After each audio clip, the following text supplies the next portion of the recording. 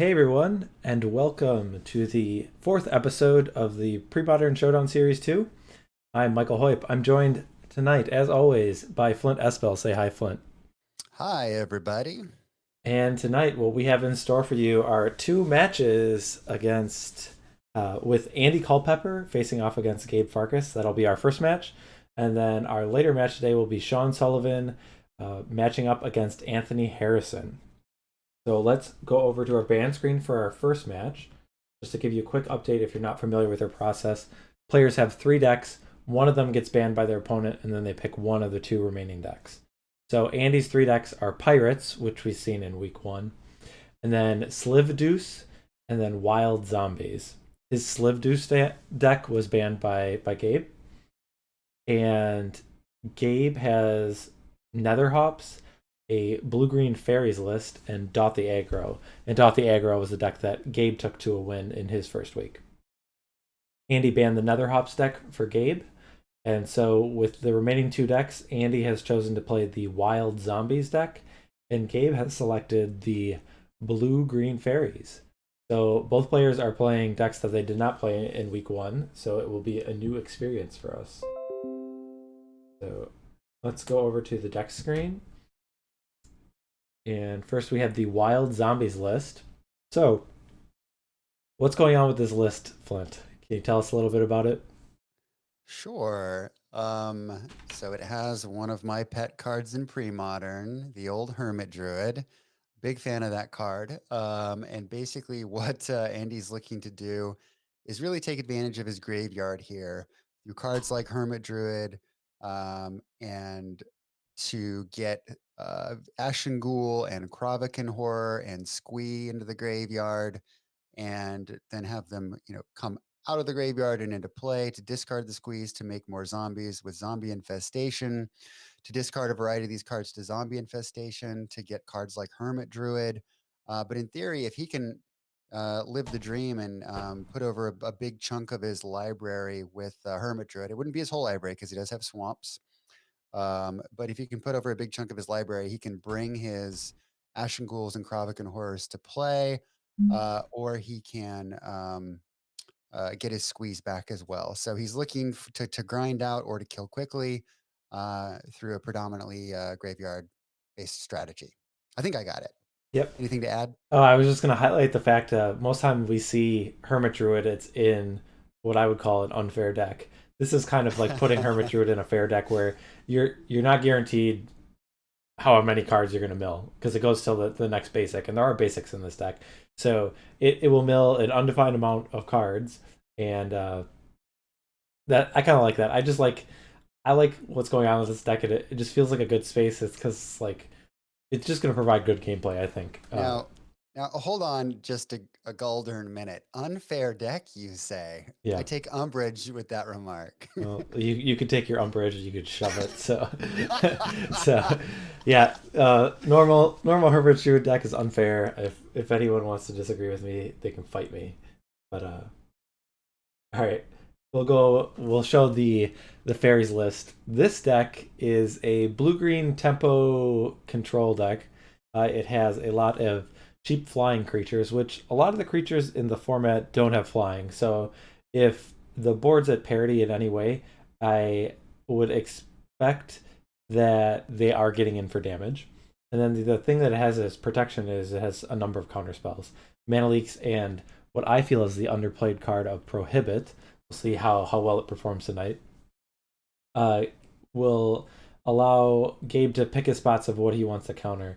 And then there are some neat little interactions with Overwhelming Instinct, which is an enchantment. Whenever you attack with three or more creatures, you get to draw a card. And like I said, with all the flying creatures, Gabe's planning on attacking every turn, so that can turn into a card draw engine for him. And then in the sideboard, it's just a toolbox of different cards. There is white mana in the main, and there aren't any white cards in the main deck, but the white cards in the sideboard are Swords of Plowshares and then two Teferi's Moat. It shut down a ground attack from any one color of a creature. So not sure if those are important, but in this matchup, but some interesting sideboard tech coming in there. Yeah, no Vendilion click. The chat says yes. That would be a good Not today. addition. The good addition to the fairies deck, but not a possibility. I gotta say too, I'm excited to see how Prohibit performs as well. We haven't seen a whole lot of it, but I know you and I have talked a lot about Prohibit and how more decks should run it in pre-modern. Yeah, a lot of times I just feel like blue is kind of tough to muster for some decks, and the hard counter, the number of cards that cost two or less are pretty high. So um, I think just its normal mode of counter a spell with two or less will come into play a lot. And I mean, there are instances I don't think you're like super excited to ever cast it at four, but that's always a backup plan for the kicker. All right, let's jump over to our main screen where we have our players ready. Let me flip around Gabe's screen. And if you want to let the players know that they can get started. Done. All right. All right. So Andy Culpepper is on the play, and they both mulligan to 6. Okay. So I will start our poll. I have a poll of who is going to win this first match. So we'd like your input, chat. So give us a guess, and then you can root for your champion.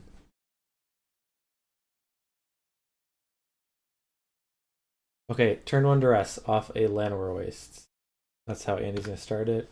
And we see Gabe stacking his cards, so it's difficult. Oh, okay, so Mana Leak I think is the only non-creature spell. We see a Cloud of Fairies, a Scrib Sprites.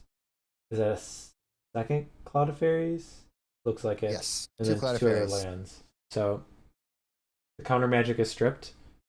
Gabe will take a damage off a brush land and play a Scrib Sprites. We're playing old school now.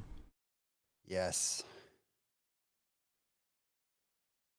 I wonder if Robin is triggered in chat by that white border. I kind of embrace the white borders. I guess I don't really care either way.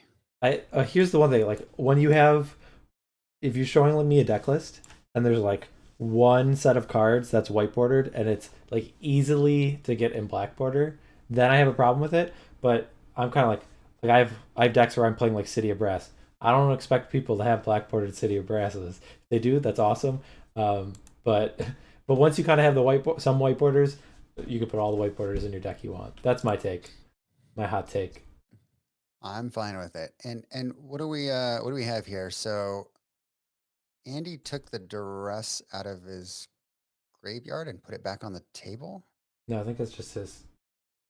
I think he's just showing where his graveyard is. He's expecting to fill up his graveyard, so he's gonna And probably how's lay he it going to out. do that? I wonder. Some card.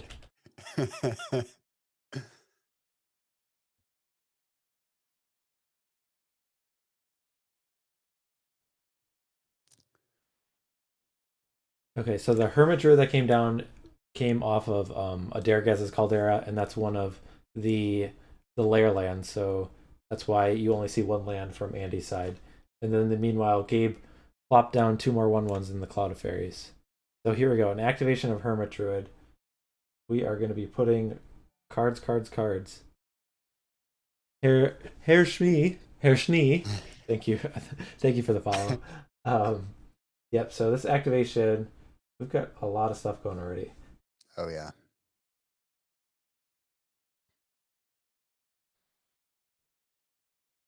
This is a juicy graveyard. So it points to zombie infestation and a Krovokian Horror. And there we have a swamp. So I see at least one squee. I think it might have been two in a row. But a good chunk of graveyard, or a good chunk. And now he is able to reorder the cards as he wishes, because they came into, or they were put into that zone at the same time. So this is important for cards like Ashen Ghoul and Krovokian Horror. Let me bring up some of these. And so he's able to get the added value out of those. Definitely. And Gabe's at, oh, he had an island. Okay. So, yeah, update the life totals. So that ghoul is definitely going to come into play. Yeah, because he couldn't do it this turn because I think he had to activate the Hermit Druid before his. I mean, like he wouldn't have an extra mana in his upkeep, and the Ashen Ghoul can only come into play uh, only at the end of your upkeep.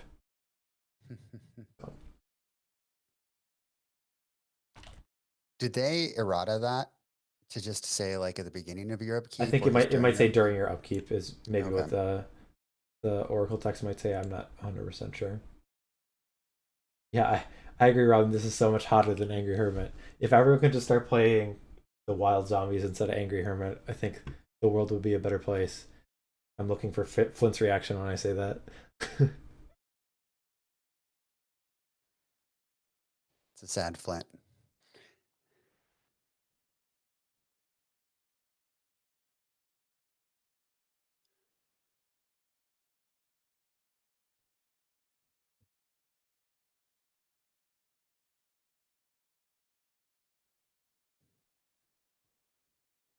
So Gabe really just wants to close this out as fast as possible in the air, right?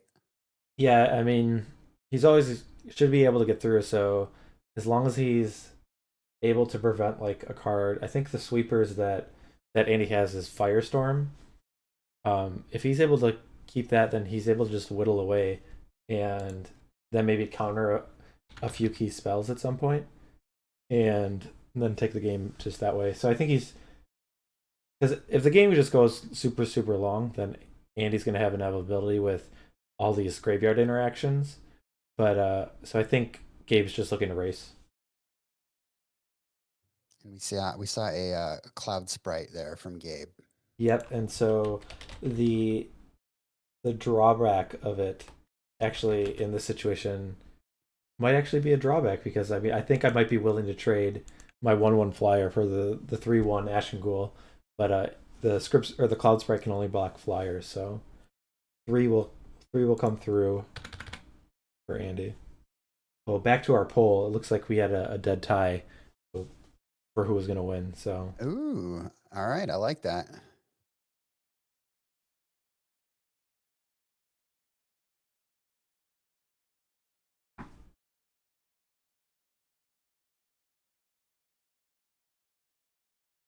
So Gabe's down to one card in hand. Is that correct? Is that what we're seeing? Or does he have two there? I can't tell I think it's exactly. I It think it's looks like two. okay.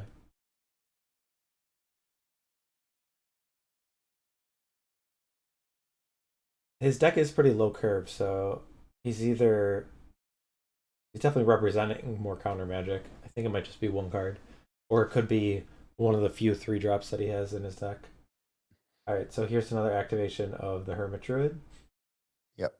Spinning that hermit wheel again. One thing that's kind of nice is the Hermit Druid. It puts the basic land into your hand.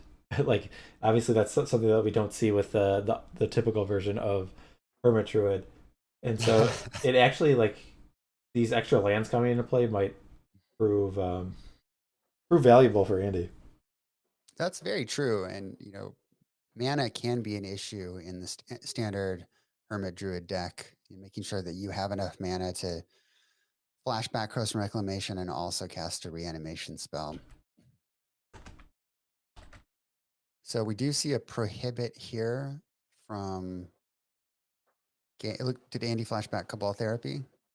I Yeah, he think did. so. He sacrificed his druid to flashback Cabal Therapy and took prohibit. Oh, that's what he did. He know about that? So was that the card he named, It looks like it, yeah. or did he play and flash it back? I missed that.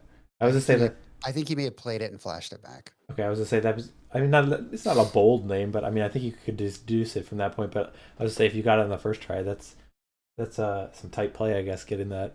But if maybe he had to flash it back. Hey, Dry Cereal, welcome. Fun fact: I enjoy dry cereal. I love milk, just not on my cereal. Do you have a favorite dry cereal?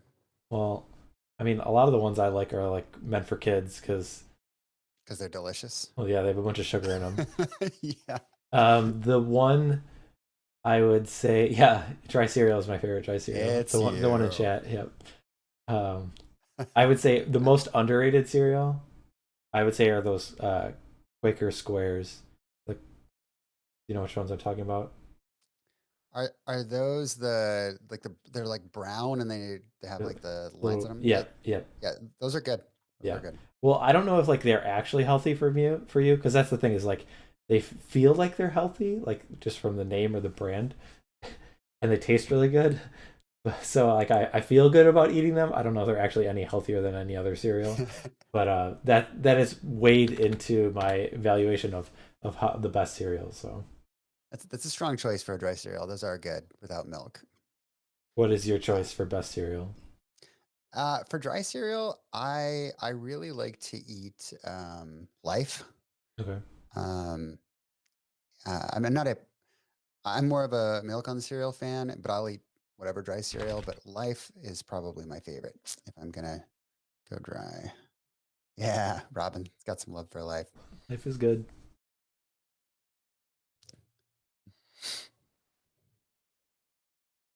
Okay, so we see an activation of zombie infestation discarding a swamp and a Krokian horror that will put another zombie into play before the zombie infestation gets naturalized. Indeed. Thanks, dry cereal. Mike does most of the production stuff, so kudos to him. All right. So life totals are what, 15 and 11 here? Yeah, let me update Gabe's at 15. Gabe's. Yep. So what kind of a clock is Andy presenting here? 3, 6, 9, 10, 11, 12, 13, A 14, lot. 15. And you can see that Gabe is looking to block with that Cloud of Fairies because he attacked with one of them. So, Yep. but he's still taking a chunk of damage. That's 6. That's 12, right? Or is it one of the zombies sick? I No, they're all yeah. ready to rumble. Yeah, so he's attacking for 15, so he's forced to block one, so he's going to take 12 and go to 3. And don't know a way where oh, I mean, I don't think Gabe can deal 11 from this point. I'm trying to think of ways that he has to come back. Yeah, I've got his list here. Well, I think he and there's even if there was some crazy where there's still two birds of paradise that could block if there was some monstrous way that he could crash through for damage, but Yeah, I mean, he just drew the one card that he has in his hand. So I think we're about to see the old scoopsies and on to game two. yep. Did we talk about cereal in the last episode? Um, did we talk about deck names and serial deck Oh, okay. names? Yes, yes, yes. All right, Yeah, that makes more sense. All right, I'm like trying to think because I know I've yeah. definitely thought about like the conversation. I think that's one of the questions I asked the players. And I sent out a poll that I'll be adding in tidbits, but is what is the best cereal? And so I knew it was on my mind, and I'm like, did I already talk about my favorite cereal on stream? No, no, I didn't. But, all right, Andy's gonna untap with a bunch of zombies, and I think he'll crash in for lethal. We see that Gabe was adding a is that a weather seed fairies? Is Weather that the Seed name of it? Fairy, yeah. The pro red one. Pro red is not uh, too applicable here.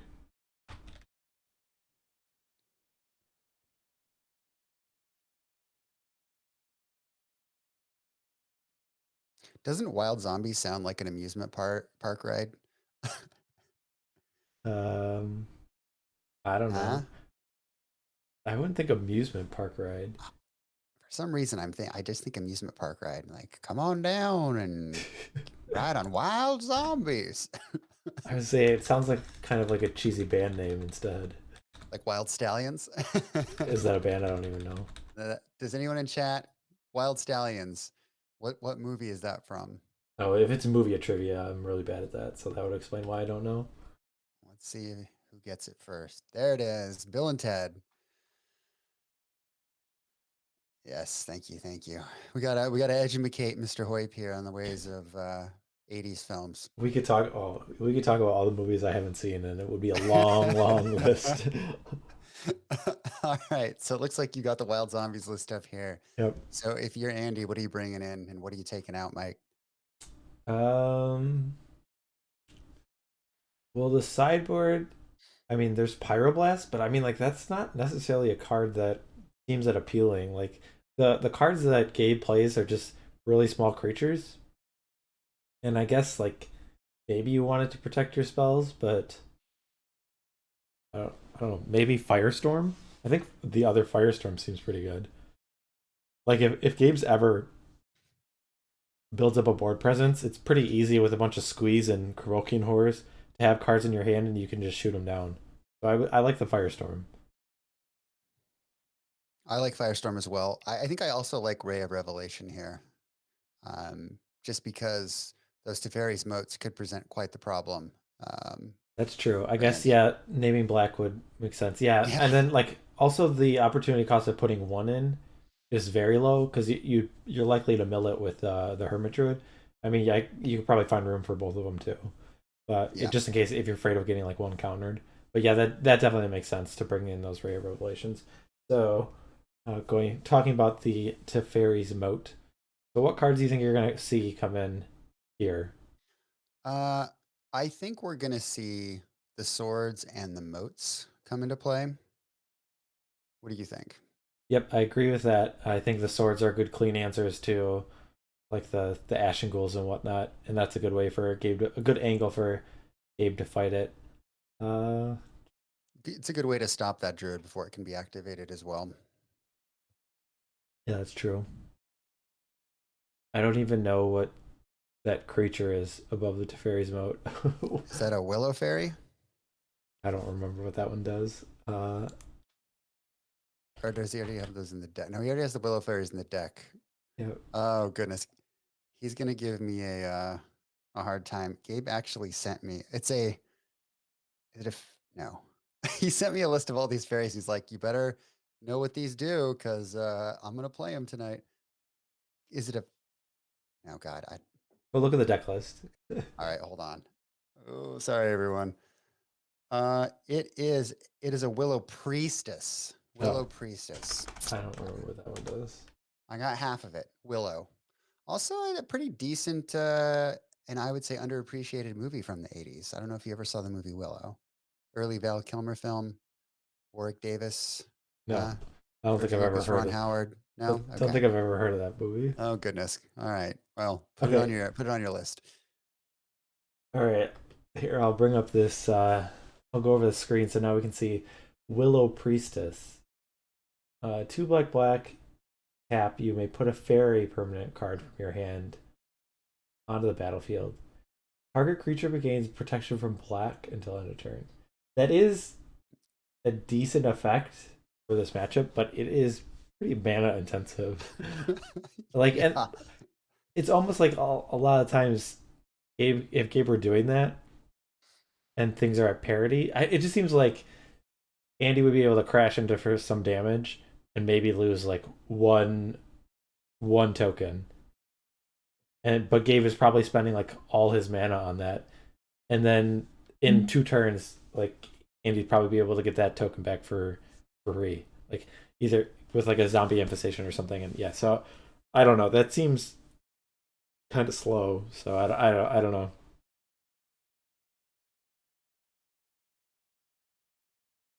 Yeah, I agree. Also, maybe it just gets firestormed away. I mean, it's a pretty big mana sink.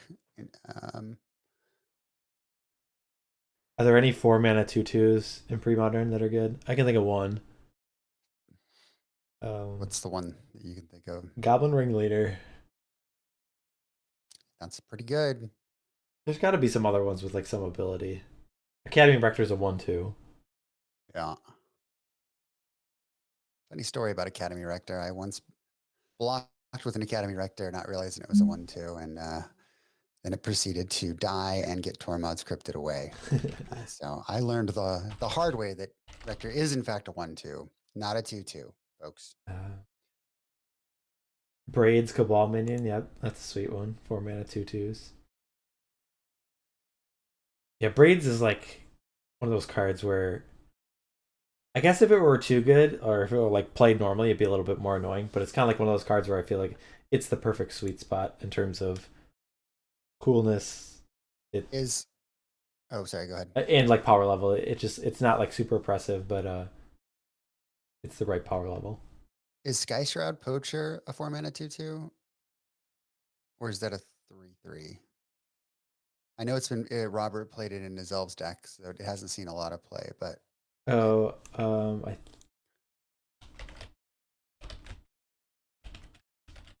um from Nemesis.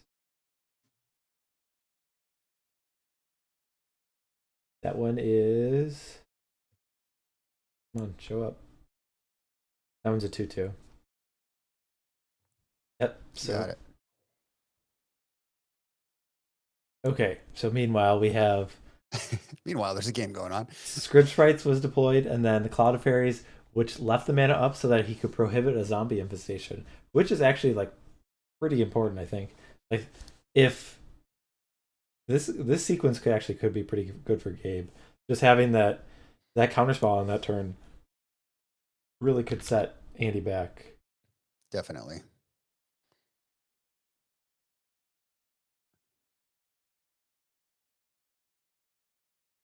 Knight of Mists is a oh, you're saying sort of. I guess that makes sense because like the quote unquote the kicker. But Knight of Mists is not really played. That one is from Mirage, I think. Or is it Visions? Visions.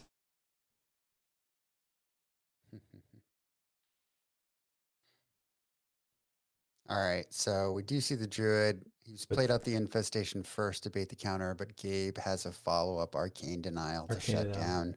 So yep, the counter magic is doing pretty well in terms of for Gabe, he's just able to prevent Andy from committing to the board and he's clocking for 2 every turn. So yeah, Knight of Mist is our safety valve in terms of if knights get too powerful in the meta. All right, crashing over for 2.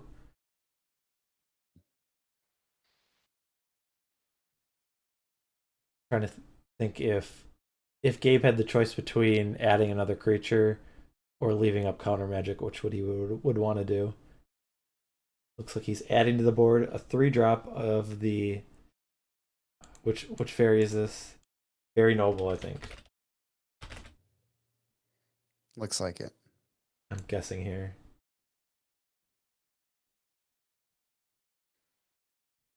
Hey Andrew, how's it going?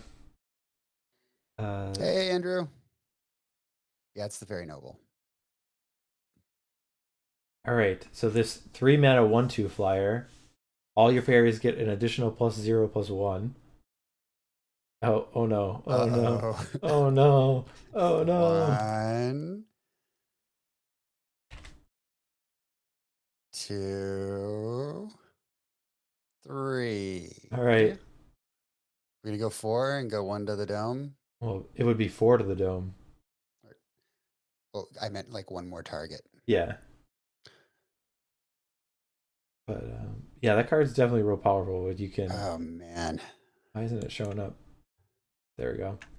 Firestorm seems like a good card. It Yep. can be an amazing card. Sometimes it's a completely dead card, and sometimes it's just amazing.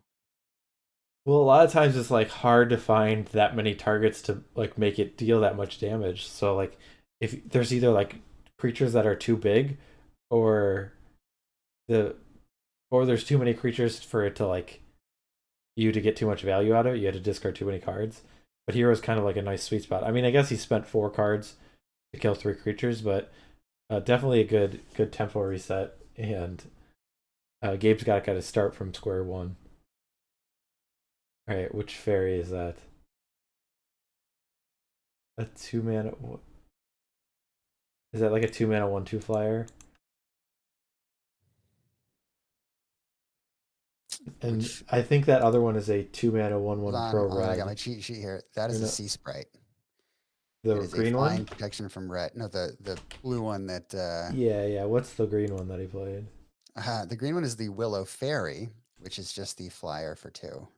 1/1. Okay. I mean, I literally have the picture that Gabe sent me that has all the different fairies. Yeah, I think okay. Now I can see it. That is the one that I used it in the deck photo. I was just saying like the problem is first of all these cards are like obscenely obscure. They're not played very often. And then the second thing is like a lot of these cards had two different arts, and it's kind of like okay, I just picked one for the deck photo, so that's the one I'm like thinking in my mind. And then when I can't identify the art, I'm like I don't know what that card is. Well, and I know they did it in Fallen Empires, and they did it in Homelands as well, right? Where they have Yes. multiple arts for the Yep. same card. There's like some cards have 3 or 4 different artists. I still remember back in the day, I ordered one of the cards that Richard Kane Ferguson did. It may have been one of the Zealots. And I'd have to go back and look, but I needed that specific artwork. And Card Kingdom sent me the wrong art, and I was just like, "No, what am I gonna do with this?" Yeah, I think I ordered some Arcane Denials, and I think I had one of the arts and I wanted the other ones, and I got sent the wrong one. I'm just like, all right, oh well. I'm not gonna deal anything with it, but I think eventually I bought some more. Yeah, HC Fox Alliances as well. So funny story about uh, Firestorm. In one of my first monthlies, I played against Jeff White, and he was playing a red-white deck, which he plays sometimes, and he was running Imperial Armor and Firestorm, and I was just like, "Whoa, this is such a blast from the past." It's like There's Weatherlight, some synergies you don't standard see, all over again. some Yeah. non synergies. Yeah, the Imperial Armor. For those of you who don't know, it's better when you have cards in your hand.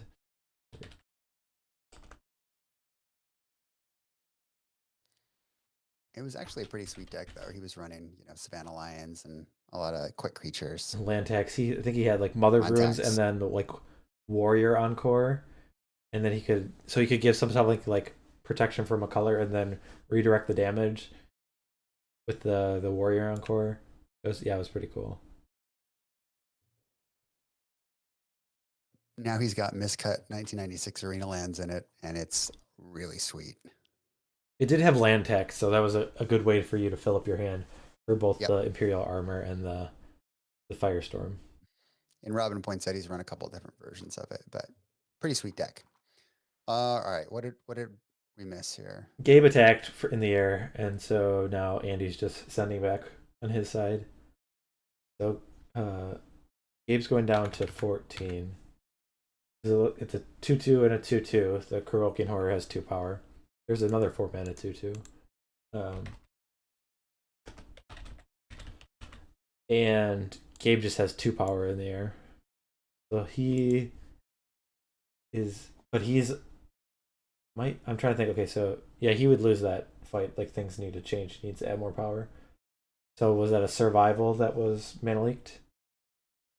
It was, yes. And then the post spell land.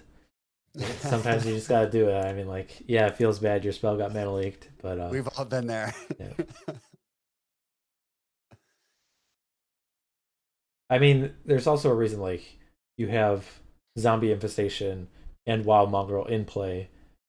Zombie infestation in your deck and wild mongrel and also firestorm. So you want to keep the cards in your hand. So it's like maybe if you're just like okay, this gets mana leak, it gets mana leak, but there is definitely an incentive to keep cards in your hand. You're Andy, so Exactly. So Gabe's deciding here what he wants to do. yeah, it's just gonna come down to pretty much a race. I think in all these situations, like his deck doesn't. I mean, I guess he does have like we talked about the sideboard cards of Teferi's Moat and Swords Plowshares, but he doesn't have any white mana right now. But so I think a lot of the games he's going to be playing is it's going to turn into a racing situation because his creatures do not trade well. They're very small, and if he's trying to block, I think he's going to be in trouble. So yeah, if he goes like 2/3/3, so 9. Here's a 4 turn clock, but that's kind of close. But yeah, here we'll see the Kurokin Horror. Sacrifice a creature to deal 1 damage to creature or player, and that is very good against Gabe's board state as he takes out the 1/1 pro red creature. So he only takes 1 damage. Yeah, not something that I think a lot of people might think of right away with the horror. It's one of those you can, sneak it back from your graveyard cards, but pretty good ability in this matchup. I honestly thought it had to sacrifice itself. I didn't realize you could sacrifice another creature. So What's nice too is the sacrifice isn't part of the activation cost. is that true? It's part of the resolution, right? It's 1:. Oh, So you pay the 1, and then if the ability resolves, then you sack the creature. that's what it says on the old version. Just a new one. Uh-oh. Time may not be on my side, folks. No, the new one has the colon after sacrifice a creature. Oh, curses. But we saw a squee discarded to Wild Mongrel to get an extra point of damage.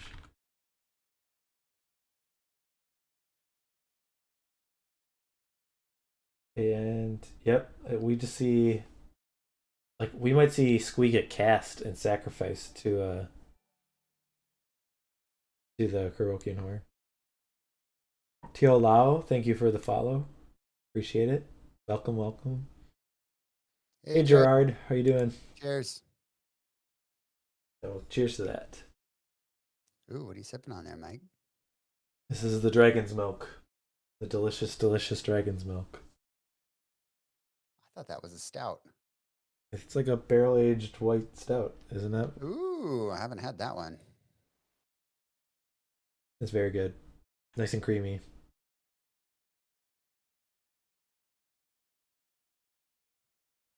The things look pretty rough for Gabe. I don't know if there's much that he can get out of this situation. All his creatures right now have one toughness, and uh, the provoking horror is very problematic. It's the Goblin Bombardment on a stick. Yep.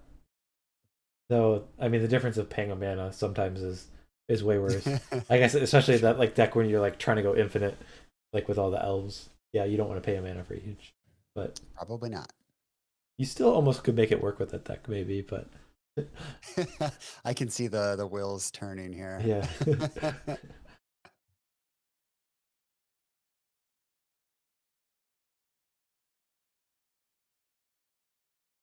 All right. So Gabe did attack with two creatures. So we're at 8/8. Oh, no, maybe not. Is I Looks like Gabe's at 9 and Gabe's at 9? Andy's at Yeah. 8. Yeah. All right. Oh, maybe I messed something up. All right. So the Weatherseed fairies will be blocking probably the horror, right? Yeah, you got to do something about that. And you'll let that resolve. Wild mongrels coming in for just two, then I guess. Hmm. Well, I mean, with that guy dead, I mean, maybe there's a possibility. Oh, and there's a little extra damage from the City of Brass. Another firestorm, though. Oh, Now that that pro red creature is gone, he can get rid of the other ones. he's discarding 2. I think he had three cards in hand. I think that's so. I think he Yeah. discarded the rest of his hand. So Gabe gets to keep a Cloud of Fairies.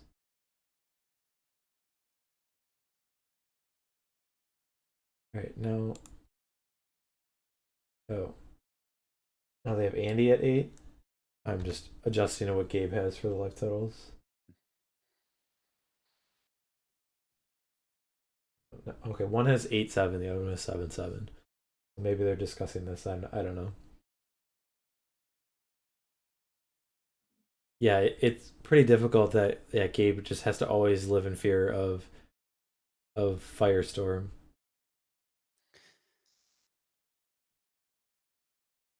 So he's going to get the Squeeback and the Kravikan Horror, right?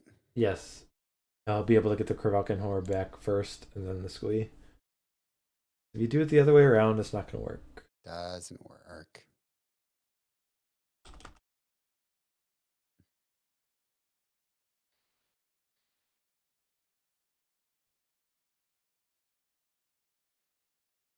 It's an interesting line there. He, obviously decides to kill the fairies and not play out the survival.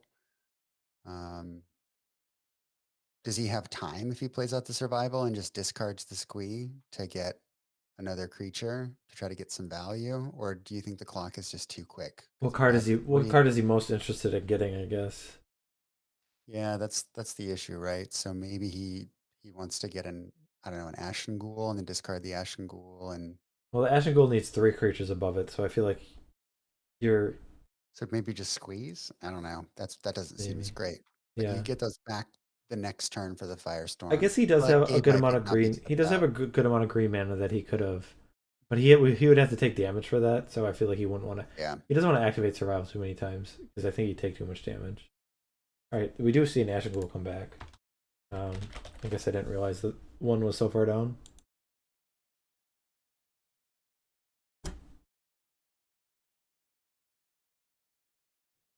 All right. So he decides not to get the Kravikan Horror. Interesting. Well, one thing is the horror. It does trigger at each player's. All right, looks like it didn't matter. So it triggers on both players' end steps, or all players' end steps. So it actually he can pass the turn and then get it back right away. All right, but we saw that Andy just overcame Gabe. I think it was just Yep. the ability to grind and the ability to reset the board. Frankly, with the Firestorm was just a little bit too much. So let's jump over and see if we can listen to the players real quick. The people playing him. Did you play test it? Like against what? I play tested one match against blue, white, red, Lightning Angel, whatever Patriot solution. Yeah, and I lost that. Lightning Angel is actually beating against this deck because it can attack I can imagine. and block. So yeah. Yeah. Did you sideboard? I didn't sideboard. Oh, you didn't do anything? I didn't do anything. That's yeah. Funny. That's really funny. Yeah, I took out the 4 cloud sprites that weren't going to block anyway, and I put in 2 swords, Willow Priestess, and Teferi's Moat. Yeah. And I figured the moat would do wonders against you if I could get it out. If I could get it out in time. Yeah. Actually, I forget what that card does, but I was gonna Google it, but I was like, well, I'll just deal with it if it comes down. It would have shut completely. Well, it would have mostly shut you down. I would have had to choose between naming black or green. That would have been amazing. Yeah. What would you? I don't know what color I would have chosen. But. You need to name black because green, like the only threat there is Wild Mongrel, and that one can change. Yeah. Yeah, that's what I was black is what I was thinking. Yeah. But I figured if I can get the mana out for it. Yeah. These were my candidates for bringing in. I thought about the Pyroblast and the other Firestorm. Yeah. But I just didn't want to cut anything out. I thought about the Firestorm, but yeah. Yeah. I was just thinking like I could cut like a Cabal Therapy for a Pyroblast, but they kind of do the same thing because like I just want to get rid of your counter magic, but yeah. Yeah, that the blind therapy in game 1 against the top deck. Oh my god, was definitely clutch. That was what sealed this match. Is your hand disruption. You ripped 2 counterspells out of my hand that I think could have definitely slowed you down in game 1. Definitely. So. Yeah, game 2, the Firestorm seemed. Yeah, the second game was definitely close. Yeah. I drew the 2 Firestorms, which is nice. But I don't think we're unmuted. Yeah. You are. I can hear you guys. Are we? Yeah. Okay. All right. Yeah, I was just responding to you. Yeah. I was saying the Firestorm seemed pretty key in that second game. That was the key in game. Yeah. And it's like I spent all my counter magic earlier in the game. And the Krovikon Horror was nice to have a black source of damage to take care of the pro red guys. I said to him before, I didn't realize how fast his deck was going to be and how combo-ish it was. Yeah. I thought it was more grindy than it was. That caught me by surprise. The Hermit Druid draws can definitely be like pretty combo-ish if you get the Hermit Druid and the Zombie Infestation. The last game felt pretty grindy though. I was actually casting Krovikon Horrors, which is kind of the backup mode. Yeah. We were just saying that Hermit Druid is a very fair card. Yeah. So. Oh yeah, it's Yeah. totally fair. It's very off-putting to see a Hermit Druid activation that doesn't result in everything being dumped. Yeah, if you actually put basic lands in your deck, it's actually Yeah. kind of fair. Yeah. Yes, it's pretty refreshing if you ask me. And then it was Yeah. actually kind of interesting. Like the one thing I forgot about is it puts the basic land into your hand, which is like kind of relevant. Like Oh yeah, Yes. 100%. just getting an extra land is actually that's how I pretty like to good. play Hermit Druid. Yeah, it's like drawing you cards plus it's dumping cards. Yeah. Yeah. My next draw was the Priestess, by the way. I looked before, so that would have at least blocked your mongrel for a turn. Okay. But oh well. You guys, That was fun though. I'm telling you. I mean, I think it's a lot of fun playing this deck, and when it actually starts working with the you killed the noble, which is what you should have done, because that's what gets the deck going. That's the key to it. Because once I can get 1 or 2 nobles out, I can start swinging for 3 each fairy or whatever instead of 1. Then that's when the deck gets going. Oh, does it give power to? I thought it was just So you can tap it to give all fairies +1/+0. Oh, I got you. And Okay. so with 2 of those out, suddenly each of your fairies is a 3/3 or 3/4 or whatever, and then they're all swinging in the air, and they'll just go right over your guys. And I was hoping to get into a race that way, but then the one time I drew the noble is when you got rid of it pretty much right away. I think, right? I think so. Yeah. Firestorm is definitely clutch there for getting rid of the critical mass.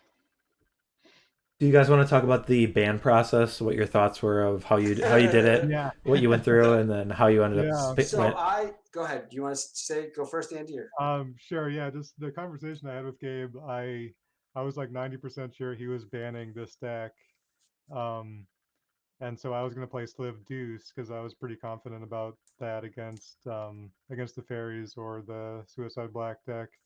So yeah, I kind of got a surprise there, but I was happy to roll this one out. And late last week, so I looked at Andy's lists, and to be very honest, like very genuinely, just sent him a message saying, "Ugh, those 3 coffin purges in your sideboard are awful." Like I'm staring at those because I'm thinking like maybe I could play Nether Hops, but not with the coffin purges. And he kind of had, I think I don't know how I would describe your reaction, but like a little bit of a, oh, fine. You can ban me from that, kind of. I think you were reading into it a little bit. There may have been a crying emoji, but yeah. So then I sort of looked at the rest of it, these other 2 lists, and like I'm thinking, okay, I don't want to play the Delphi list again. So if I have to play fairies, I don't want to have to deal with like swords and everything. Or if I'm going to play the Nether Hops, then I don't want to deal with swords. And so that's swords, and plus the Curse Scroll and the bolts and the Wastelands is what sealed the deal for the Sliv Deuce for me. And I figured I could potentially outrun him with the fairies against this deck or against the Pirates deck, just getting enough permanence against Pirates deck. And so just not wanting to deal with the removal and stuff like that is why I went with Sliv Deuce. Yeah, I banned Nether Hops, just kind of assuming I'd probably be playing Slivers, which seems like, as Robin mentioned, it's playing a go wide deck against the deck that's 80% sweepers is probably not the best idea. But if I had known that you were going to let me play this, I might have just let you have Nether Hops, because that probably would be playing the 2 strongest decks, I guess, in a vacuum. So I would argue your deck is favored against Hops.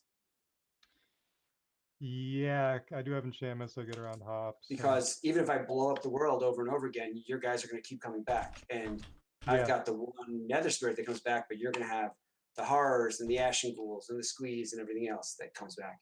Yeah. And so I would argue I'm probably a dog in that matchup. Yeah. And what do you guys think? Mike? I'm not sure. Sorry, I was focusing on something else. I was doing something behind the scenes. So You're all good, man. I would say Andy is probably favored in that matchup, especially since he does have the enchantments. But Gabe, remind me, does that deck have any spot removal for early creatures?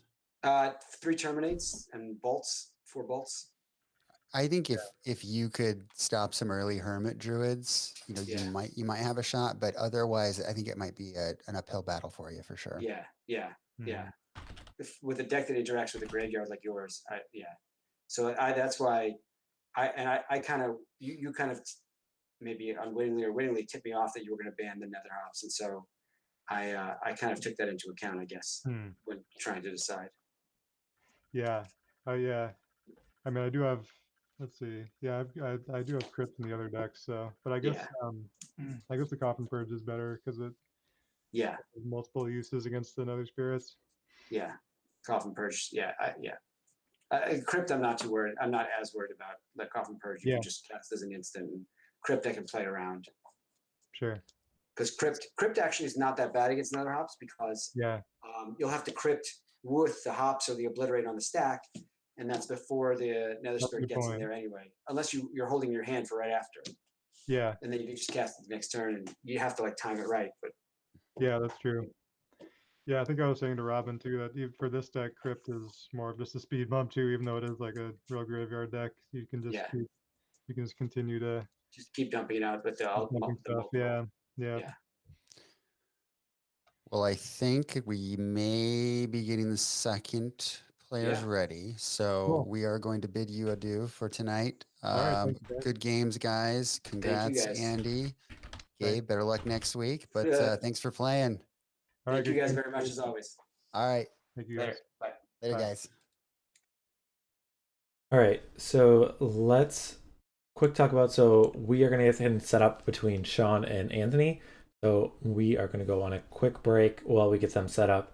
The players have said that they're able to start a little bit earlier, so we'll probably be, or hopefully, less than 5 minutes before we get our next match started. In the meantime, I'm going to run some slides of friends of the show. These are other sources of pre-modern content or other Twitch channels or other medias that have supported us. So we want to thank them. We encourage you to check them out if you haven't already. And is there anything you want to add quick, Flint, before we start our next, or before we get ready for our next match? No, I don't think so. It was a fun match to watch. Okay. So sit tight, everyone. We will be right back.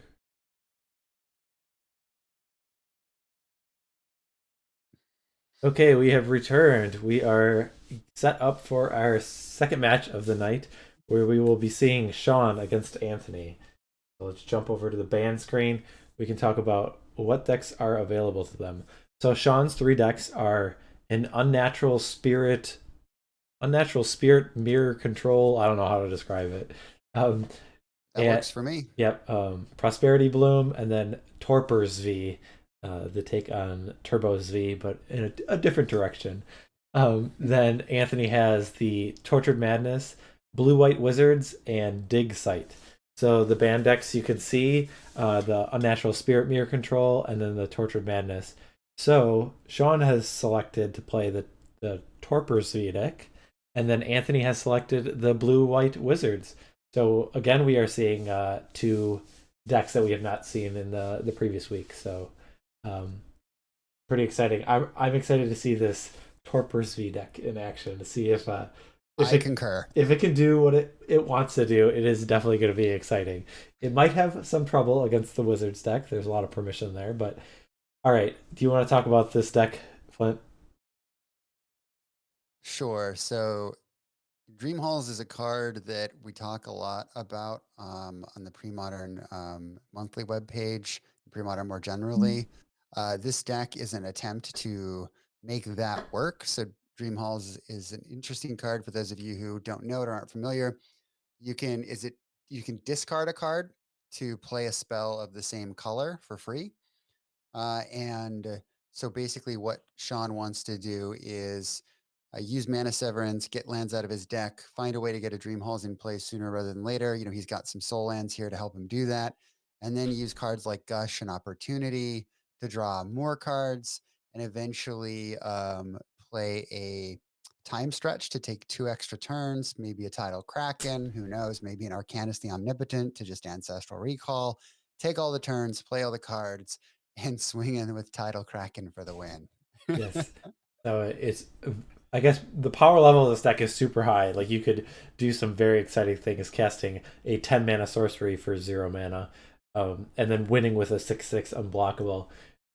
It is very powerful. I am not sure how consistent or fragile this deck is, but I am excited to see it in action. Hey, Mike. Yeah. What do you do if your opponent plays a meddling mage and names Dream Halls? Let me look at this list. I can't tell. I don't know if he has any way that I mean, you cast Tidal Kraken. I don't know. I don't know if he has a bounce spell in the main. I can't tell. My list Two is too boomerang. little. Two boomerang. Two All right, boomerang. there you go. That's Yep. all you need is hope. That's all you right. need. All right, it. blue-white wizards. So what we have here is a aggro control deck, and this is the blue-white variety. There, the key card I'll say here is Patron Wizard. So blue for a 2/2. And you can tap any wizard you control to force spike a spell. So you can counter that spell unless they pay 1. So if you build up enough creatures, you can be countering all the spells. And then the cute little synergy is with the Fetal Grifter is you tap 2 untapped wizards you control to tap any permanent. And that could maybe slow down your opponent if they have creatures that have resolved. But it has 4 Winter Orbs. And the Winter Orb doesn't let your opponent untap more than 1 land, also for you. But the thing is, if you're able to tap the Winter Orb, then that doesn't apply. So if you have the Fetal Grifter, then you're able to tap down your own Winter Orb to untap all your lands. So, and I guess the other key card we should talk about, as you kind of already mentioned, is the Meddling Mage. Just being able to name a spell and shut things off. So I have to imagine that will likely be naming Dream Halls if it's coming down on turn 2. All right, let's jump over to our match. Let our players know that they can get started. I need to reset the life totals. And I need to reorient our players. Looks like no mulligans. Okay.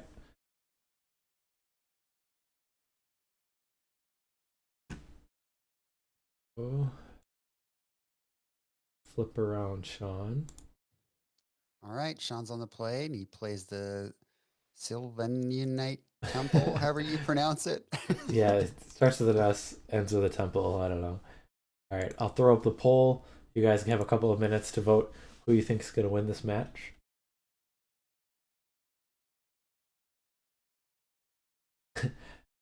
I read it first. The first line it just says that Fairy Noble looks bad, and then the rest of the line says badass. Just saying. So that makes more sense. I was gonna say, why is Gabe dissing his own card? Yeah, right. I was just gonna say, I wonder who posted that. All right, so we see a hapless researcher come down turn 1. This card actually has seen some play in Magic's history. It was played in Pro Tour New Orleans, I believe, which is an extended deck, and it was with Bosch, George W. Bosch, I think was the name of the deck, and it had it was like a Tinker Reanimator version, and it could discard cards like Bosch or Mindslaver or something to a hapless researcher where it might reanimate it with trash or treasure. So this is not the first time that hapless researcher has seen the battlefield, but it's a card I'm kind of fond of. It was a card I played when I was younger. So Shawn is on course to play Dream Halls next turn, but Anthony's got 2 islands untapped right now. Yes, very suspicious. So all right, well, he's tapping out right now. what is he playing? What is The Void Mage Prodigy. Void Mage Prodigy? Yes. Okay.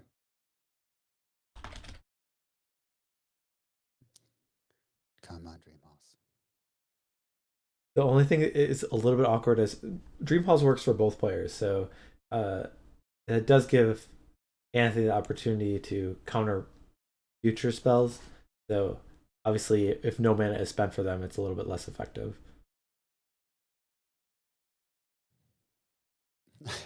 All right. Looks like I the think I'm majority gonna are say saying it. that Anthony's going to win this match. I have to agree that he is advantage, but here we do see the Dream Halls. All right. Do you go for it immediately? He looks like he is. He's going to play Mana Severance. Is that which one is he playing? Which one's he exiling? I'm assuming he's playing Mana Severance. Yeah. I mean, Factor Fiction's good too. I mean, It is good. But yeah. It's a very good But card. I guess, I mean, if you're Anthony and you do have a counterspell in your hand, are you Are you countering that type of spell, or are you countering the next card? I mean, I don't know how many cards are left in Shawn's hand. Does he have 2 other cards? He's got it more than one. Let's see, 1, 2, 3, 4, 5, 6.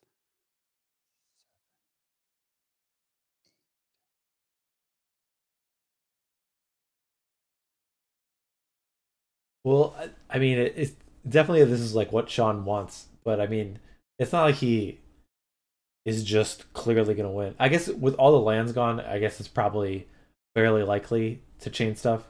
I was gonna say if he didn't have Mana Severance, then there are definitely spots where he could fizzle. Because even if he's drawing 4 cards with opportunity, he needs to hit basically 4 blue spells. All right, so we see opportunity. Right, so this is a must counter, I think. Yeah. Oh. 3, 4. And given that that is resolved, I have to imagine that Shawn's just kind of in the clear to do whatever hell There's he time wants. stretch. There's time stretch. Not 1, but 2 turns. Play that Kraken. So okay, I don't get this. So Time Walk costs 2 mana, and Time Stretch costs 10. How does that work? Well, Time Warp costs 5. Oh, okay. You forgot the evolution of the take the extra turn spells. Okay. That does make a lot more sense then. How many counters does Anthony play? I don't know the exact number, because a lot of it is built into his creatures with like Void Mage Prodigy and Patron Wizard. Do you have the list up to see how many he has? Yeah, I'll pull it up. So I was just mesmerized by Dream Halls there. So main deck, just straight up counter spells in his deck. Mm-hmm.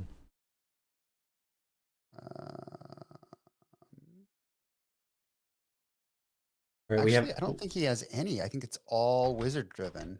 Oh, really? I didn't realize that. I Yeah. thought he had counterspell at least. Yeah, so did I. I guess we both just kind of assumed that he did. He's got 3 counter spells in his sideboard, 4 crypts, 4 disenchants, and 4 worships. Oh, well, we do see a target for the Swords of Plowshares. So, Shared Triumph is exiled, so he can cast Swords of Plowshares on the Arcanist the Omnipotent.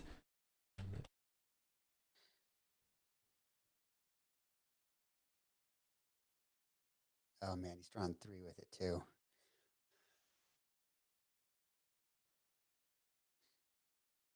Like playing an Arcanist the Omnipotent feels good, but actually getting to activate it feels really good. Well, wait. So, how's he able to tap it? So Anthony let him go to his next turn. He did Mana Leak. I was looking up Anthony's list, so I don't know if the turn passed at all from after when he played it. Maybe chat can jump in here. Yeah, I'm just saying but why did Anthony let him go to his next turn? Why wouldn't he Swords of Plowshares before he passed the turn? That's what I was confused. Yeah, intuition for 3 Kraken, seen it all before. All right, what's better than attacking for 6? Just attacking 14. for 6 unblockable. All right. Let's get cracking. Yes. He's still got an extra turn after this, so it's to untap. All right, so this is his second bonus turn. Bring up the title Kraken. This was also a card that I played in my youth. I don't know how often I got to cast it though. It is pretty expensive. I always thought the art was pretty cool too. Yeah, man, drawing 3 every turn sounds pretty good. Opportunity.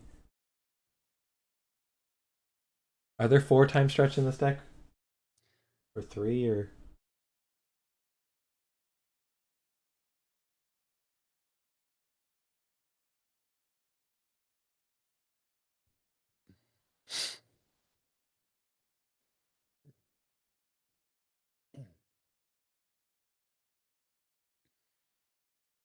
All right, we're paying mana for a spell. That seems very, very responsible, I guess. An impulse.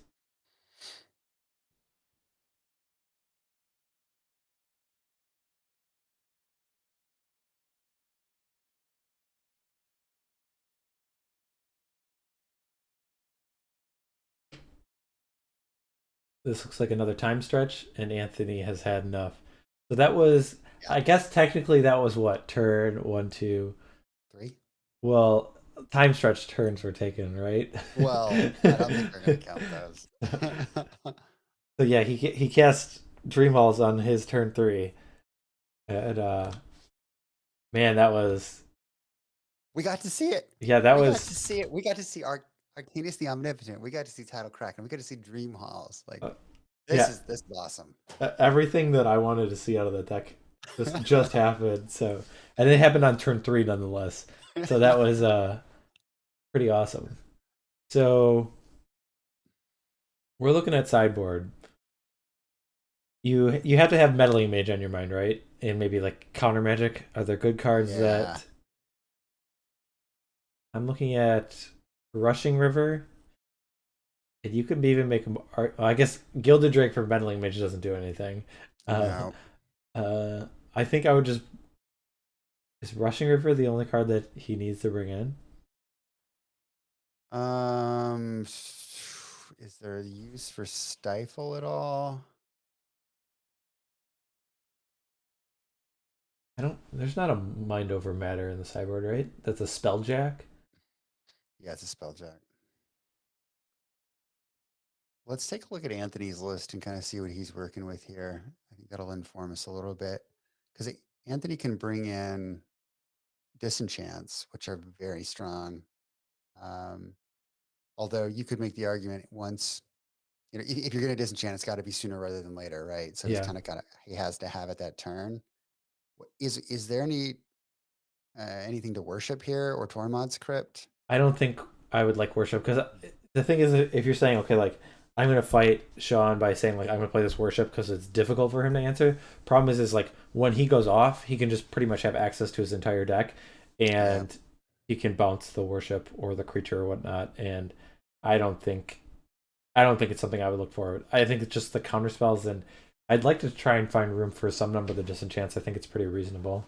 You could make an argument for taking out the Winter Orbs. That, I mean, like there's not that many spells that Shawn like taps out for other than Dream Halls, and once that's in play, the Winter Orb's not very good. Yeah, I think you want to keep a fair number of white cards in the deck for the disenchant in case, for when, Dream Halls gets played, so you can still play the disenchant for 0. So maybe it is Winter Orb. Yeah, and then maybe you take out something like a Feto Grifter. That one seems like the least impactful for like the counter spells. So I maybe bring in like 3 disenchant and 3 counter spell. Take out. I like that. 4 Winter Orb and 2 a Feto Grifter. That's what I would guess.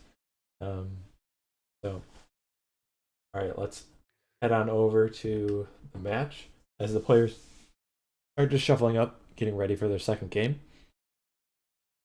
All right, well, the majority of people voted for Anthony, but he's already with his back against the wall, so I don't know if lightning strikes twice for Shawn, but it certainly will be exciting if he's able to do it again.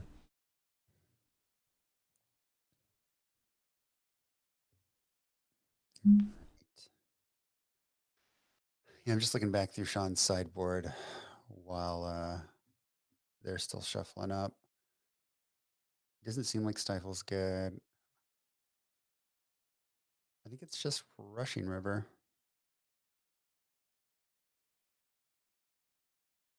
Yeah. Denying Wind. That is not a card that we see very often. I don't even know. Pull that one up. I know it's from Prophecy and it like costs 9 mana. I think it mills cards, right? Prophecy. Can't find it here. There's like Nemesis and Prophecy. I always think are like printed way before what they actually were. On my fetcher, everything of the sets are listed there it is. chronologically. Oh, that's way more exciting than milling cards. Right?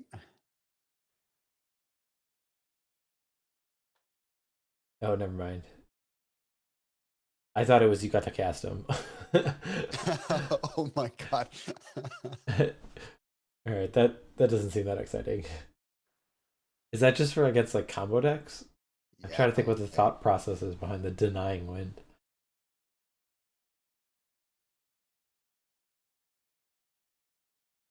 The blue Jester's Cap. The very large Jester's Cap. Man, do you remember Jester's Cap kitchen table magic back in the day? We were past that point. I'm too young for that, I guess. Let me tell you about it, Sonny. Yeah. When we saw that card, we couldn't get enough of it. Also, it would not have been good against the decks that we played. We played too many threats that I don't think it would have been. I guess it would have like taken, like, I remember my friend had this mono green deck with Malimo Marrow Sorcerer, and we barely played like any removal. Most of the time we played like three person games. Me, my brother, and my friend. Malimo. Andrew remembers it. And pretty much once my friend just drew this card, it was just the biggest thing on the battlefield. It was like a 10-10. And oh, there it is. We couldn't do anything about this guy. So I guess maybe that would be like, I would feel like I like got something out of it if I gestured capped my friend's Malimo. But in essence, he'd still have other ways to kill me. So see, I'm used to Dakon Blackblade. Okay. That was our Malimo. Yeah.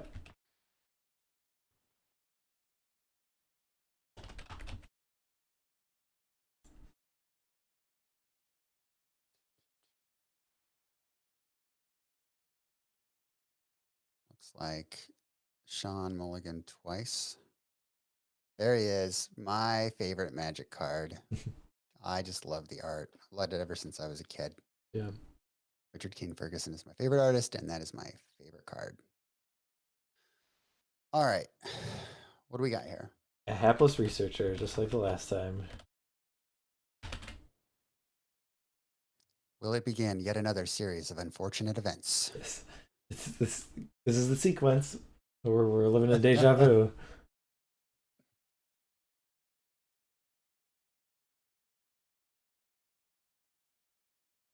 All right, attacking for 1.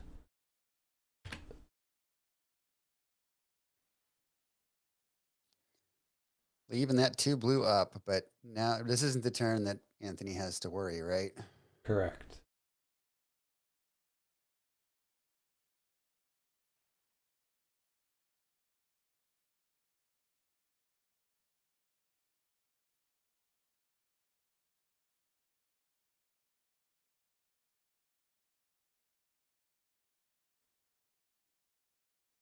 A life-size Dakon statue.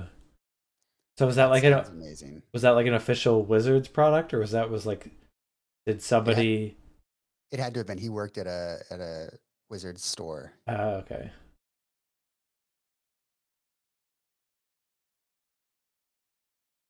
All right, we see the Stormscape Apprentice. Nice. I wish we had a life-size Dakon statue. Then, like, if one of us was sick and couldn't co-host, we could just like have the camera on the statue and talk to it. What do you think, Dakon? Well, I think that's a pretty good play. You think that's his voice? Like, well, I think that's a pretty good play. Yeah, I would say that might be a little bit more accurate.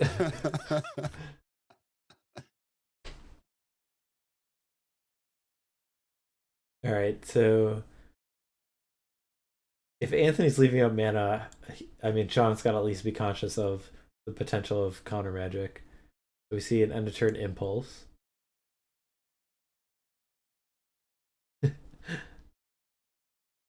Yeah, Dakon from the town of South Park. That's how most of my voices are. So was not spared. Children, men, and women. Children, men, and women, all the same voice for you. They all sound. All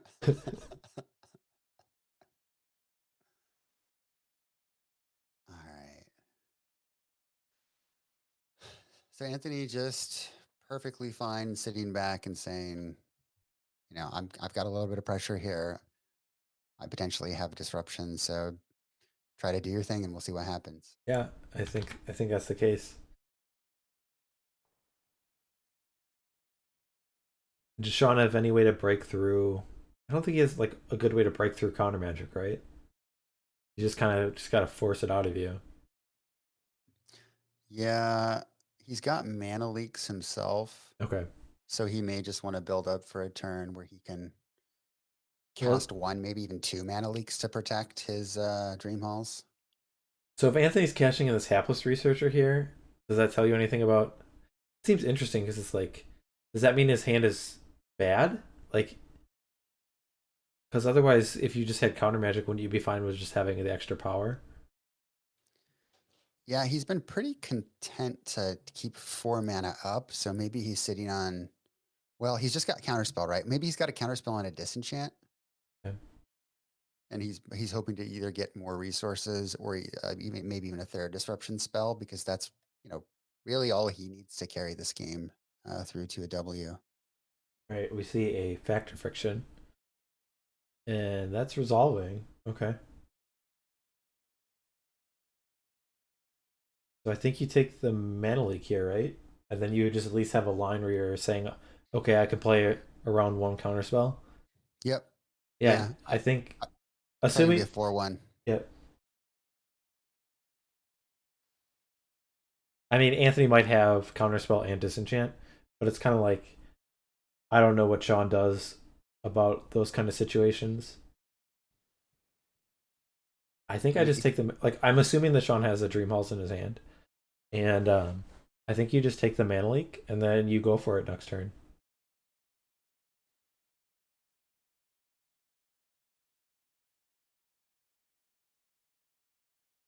Because if there's like the only counterplay that Shawn really has is I guess you could either a try and force like multiple Dream Halls into play on one turn. That seems difficult, but things are not going to get like better for you per se. Like Anthony's just going to be drawing more cards or applying more pressure. Mm.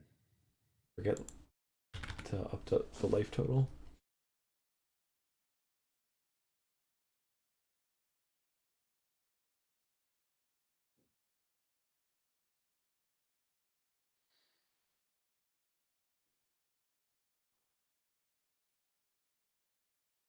I don't know. There's times that I've given like a 4-1 split and the opponent's taken a 1 card.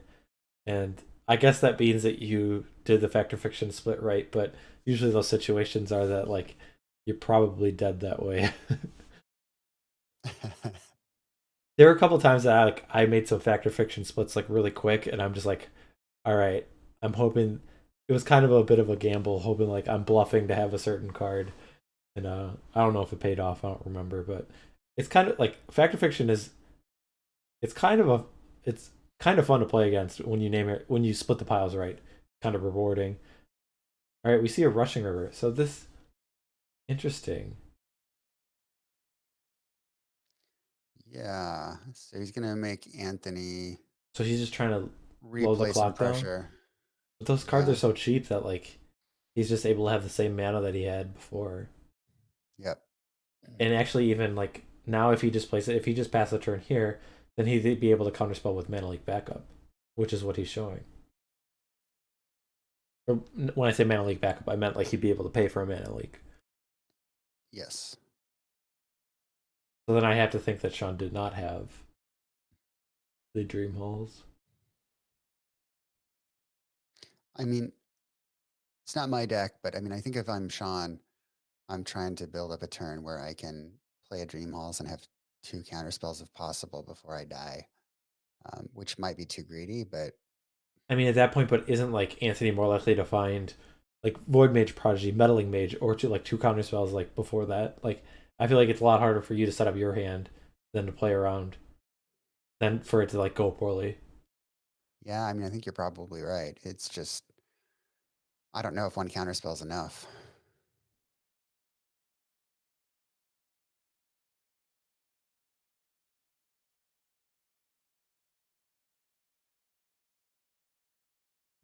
All right, we see more bounce spells. Here's a boomerang. So that is 1 boomerang and 1 river. Rushing River, yeah. Oh, he's bouncing a land. Okay, all right, I like that. That opens up the line for him to go Dream Halls with um a mana leak.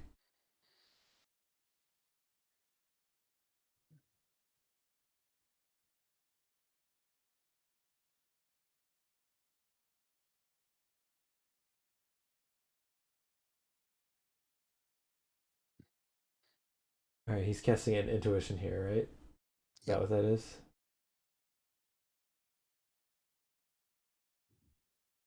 This is during his main phase? Yeah, I think so. So, I mean, is he going to cast like Mana Severance? I mean, getting 3 Dream Halls, put the Dream Halls in your hand, but like, if that one Dream Halls gets countered, it's like, seems pretty hard for you to win after that then. There's just only one Dream Halls left in your deck. Difficult. Yeah. But I guess you could almost make the same argument for Mana Severance too, that if the Mana Severance gets countered.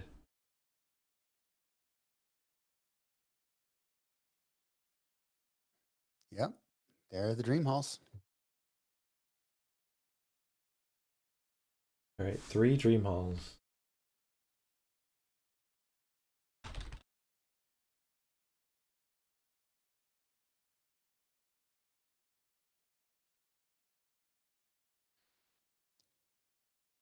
So do you think, I don't know how often like when they made cards is like, did they make the card title first and then fill in the text? Do you think Dream Halls, the name was made and then they're like, what would a card named Dream Halls do? Or do you think they made the card and then gave it a name later? I think they made the card then gave it a name later. Is my guess. I don't know. I mean, like, if did happen the other way around, I feel like that's a pretty good representation of what Dream Halls would be. A lot of potential. Yeah. All right, so Anthony is attacked with his guys. Yep. How many cards does he have in his hand? Do we know how Anthony has? Okay, so here we have a gush. After those don't go to his grave. Yep, those are in his hand. All right, so he's got 2 blue. Here we go. I think he's going to go for it. He's got 2, 4, 6, 8, 10. He's got access to 11 total mana. So there's 5. How many counter spells do you think Anthony has? That's the thing I worry about. He may have enough. Dream Hall's 1, right? There's the counter that spell. we expected. Okay. Is there more Dream Halls? Is there multiple mana leaks? Oh, there's a counter spell of his own. Okay. I guess we didn't talk about. I didn't realize that actual counter spell was in his list. Yeah, he's got 4. Okay, and then we see a second counter spell. A good old fashioned stack. That's what we're dealing with here. Stack him up. All right, 2 mana leak. He'll pay for it. He'll stack these 2. He'll have another mana leak. Okay. Why sandbag 2 counter spells when you can sandbag 3? All right, I guess the 3 counterspell backup was more obtainable than I thought. I guess I was thinking I didn't realize he had counterspell in his actual deck. Quite a few blue cards though that he's had to play. How many does he have left? Well, 1 is an island, right? Robin was asking, did Hapless Researcher get sacked? I didn't realize that. It did get sacked. Yeah. Did he not discard a card? I didn't see it. I'm assuming he did, and then the counterspells went on top of it after they were cast, but I don't know.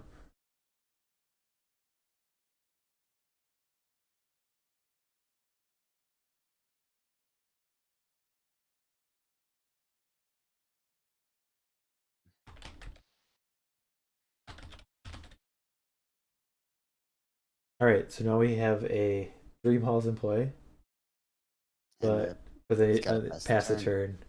Yep.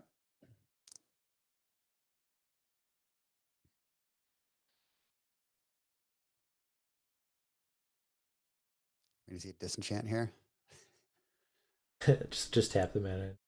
Yeah. That would be unfortunate for Shawn. We do see a worship, okay, and we have seen a number of the bounce spells already played. 2 of the 3. Yeah. There's 1 boomerang. Wait, there is, 1 boomerang left in Shawn's deck.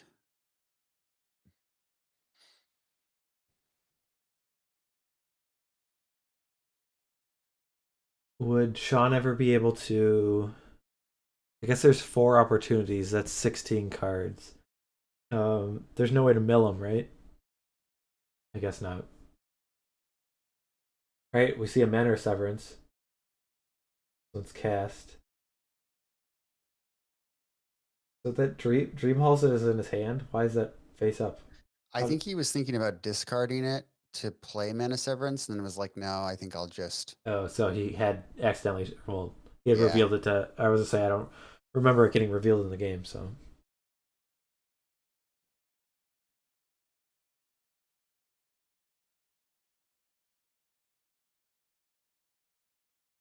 yeah, I think with the hapless researcher, I mean, I think we'll just. I think we're past the point. If he didn't discard, I think they both forgot about it. I think we're gonna move on. I don't think I want to try and back up.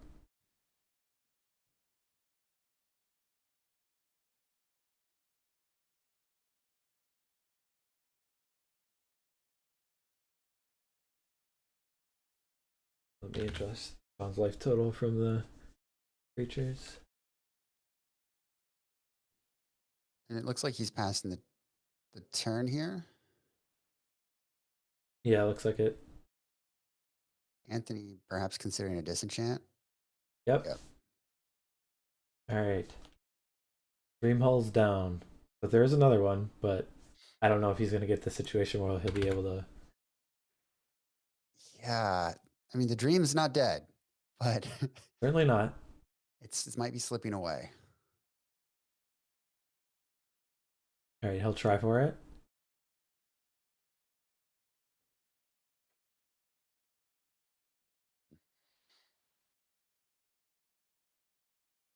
And Shawn shouldn't be drawing any land, so I mean, guess if he's getting more draw steps, then he should be drawing gas.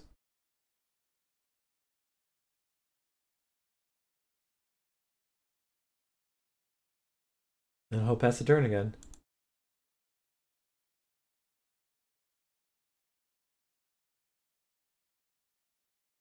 I mean, in terms of like disruptive cards, Anthony hasn't drawn like Void Mage Prodigy or Meddling Mage. I guess Meddling Mage is probably a little less effective right now. Right. What's he playing? I can't see with the glare. I think it's a Tidal Kraken. Oh. But there's Stormscape Apprentice can tap it down.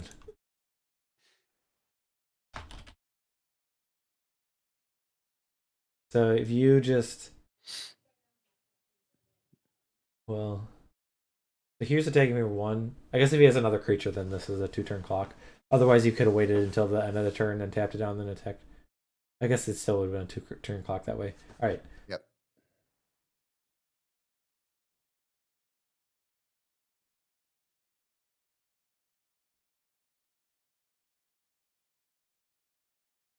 All right. So the little 1/1 may save the day. Yes, Shawn is that too. Thank you. Yep. And that's the game. All right. So pretty interesting that we saw Dream Hall's resolve and then just stay at play, and then Shawn wasn't able to do anything. So it was impressive that he was able to fight through all that counter magic, but he didn't have anything left after it did resolve. Yeah, okay. The three mana leaks and the 4 counter spells. Okay.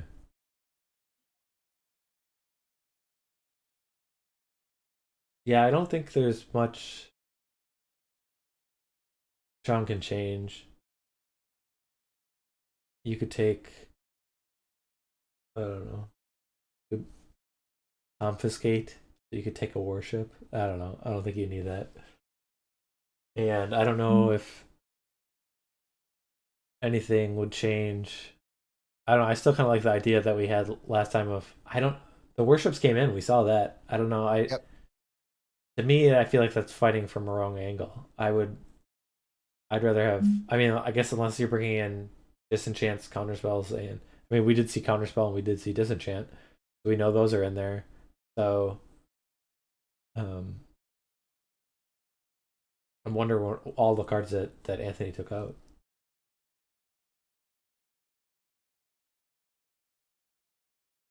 But yeah, I think if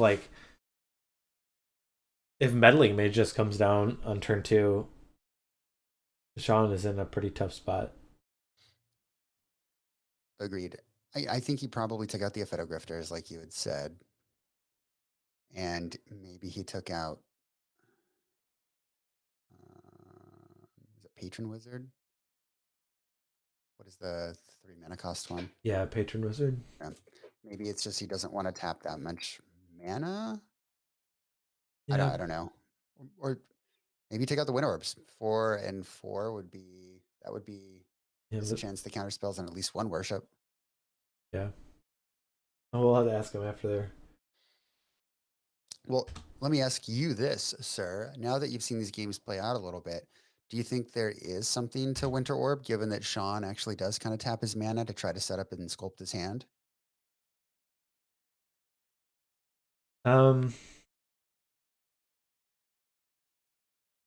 Maybe. I don't know. I just feel like most of the games, I would rather just have Counterspell or Disenchant. And like, I think Shared Triumph like adds enough pressure that it would be a card I would want more than Winter Orb, but I could be wrong. I think Meddling Mage into Shared Triumph would feel pretty good. Yeah. And But it is kind of a dead card if you have that and you don't have the pressure. sure, but I mean, it's pretty easy to have like some amount of pressure. No, everything's so low to the ground. Yeah. I don't know. Interesting.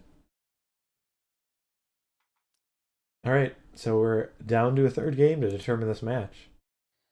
So remind me, who did the chat have winning? Was it Anthony? The majority said Anthony, yes. Okay. But we did see fireworks in game one, so I don't know. We could have a repeat of that to take the match. We could. And Shawn is on the play. Yes. In game one.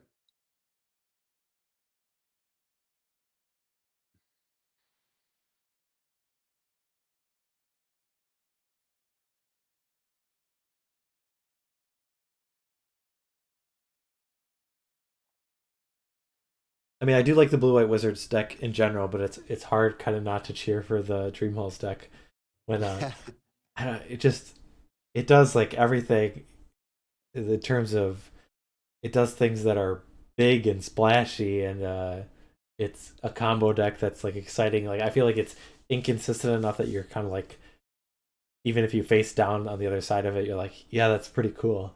And then yeah, it just it's fun to watch. And then like we saw in that game, I mean like Dream Halls came down and he wasn't able to go off. So it's kind of like there are vulnerabilities to it. It's not like it's just like a you resolve a card and you win.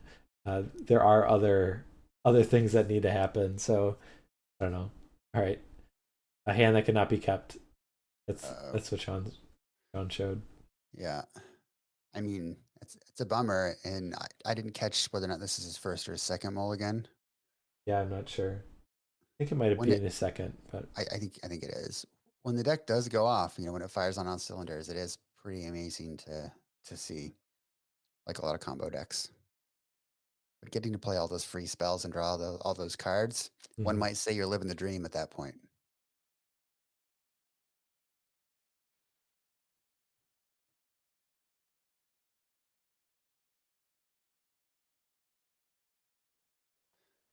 So while we are waiting for them to shuffle up, do we have any pre-modern announcements more generally?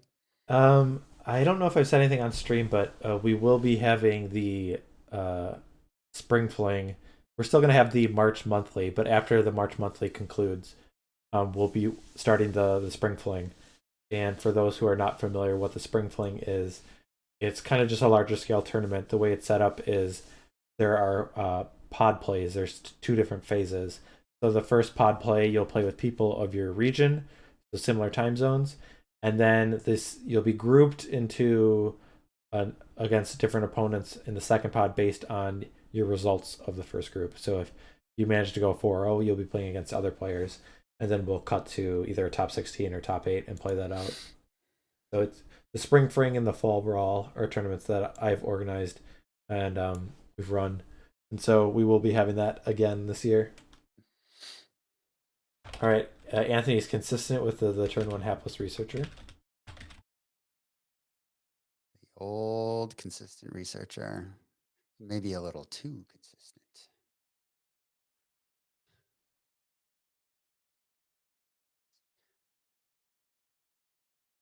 Aaron, yeah, I guess you have been playing Premodern for a whole year. That's awesome. Uh-oh, there's the meddling mage. Oh, but we do see the mana leak. Shawn will happily take 2 damage so that he can keep that card off the table. Yeah, probably a good call.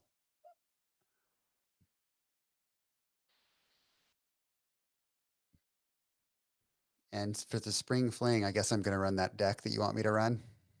A little surprise. Yep, Flint always gives me the offer that I can give him a deck for the tournaments that I run. So expect something sweet from Flint.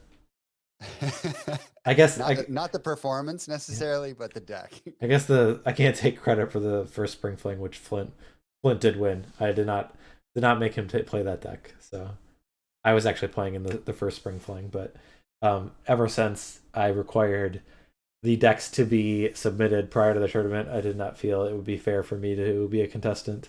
So. All right, so here's a second mage. Meanwhile, yep. And a second mana leak. All right. Seems good.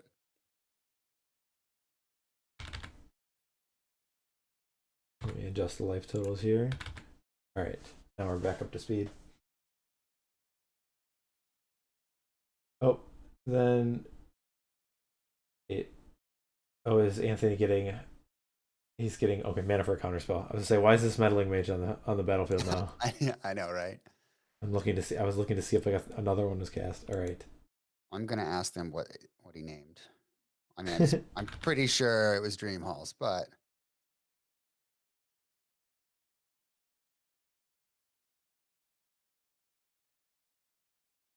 are there any plumber magic cards? What card best represents a plumber? Can't think of anything. I feel like Goblin Plumber would be a good card. Or a funny card. Entertaining. I don't know if good is the right word, but fair enough. Alright, so there's a meddling image in play, and then Anthony's able to untap. So I have to imagine that things are pretty good for Anthony. Alright, yeah, he did, of course, name Dream Halls. We see the Affeto Grifter. Which in this spot actually just porting your opponent seems actually pretty good here. Welder is close to a plumber. I guess similar trades, I guess.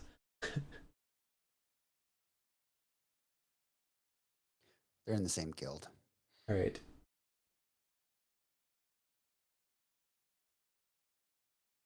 So he only needs to tap 2, right? He doesn't need to tap the Grifter. He tapped 3 to tap the permanent? Yeah, just tap 2 untapped wizards you control. So he can tap the Grifter and another wizard or just 2 other ones. Yeah, it looks like I think he's thinking it's tap 2 other wizards to use it. Alright, here he's attacking with the full team. So that is for 5 damage. The Kraken shenanigans may be over, folks. Yeah, it would have to be a pretty exciting turn for Shawn for this to go his way. He'll cast an intuition.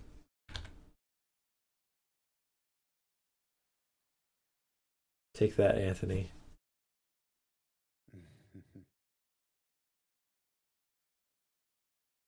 Getting 3 islands. I'd like to take this moment to appreciate the island art. I guess on both player sides, I like both of them a lot. Those are islands I enjoy. It's Invasion. Yeah, the Invasion one and the revised or the original like Alpha, Beta, Unlimited one. I like. That's my favorite island from that set. I know a lot of people like the pink one, but that one is the one I prefer. I like the one that's got like the gold in it. It's like the sunset. I only know. I feel like they only talk about the one that Anthony has and then the pink one. So I don't know which one you're talking about. They? I don't know what kind of circles you run in, but where I'm from, They it's Sunset Islands all day. the general Magic populace. But meanwhile, so after the intuition resolves, a gush was cast, and Shawn cannot find a way to win. So the Wizards deck takes it down. So the Torpor V deck was pretty impressive. I mean, it showed some resiliency and definitely showed some explosiveness in game one. So let's jump over to our I just want screen. to point out that Mike Harris agrees with me. So, you know. Okay.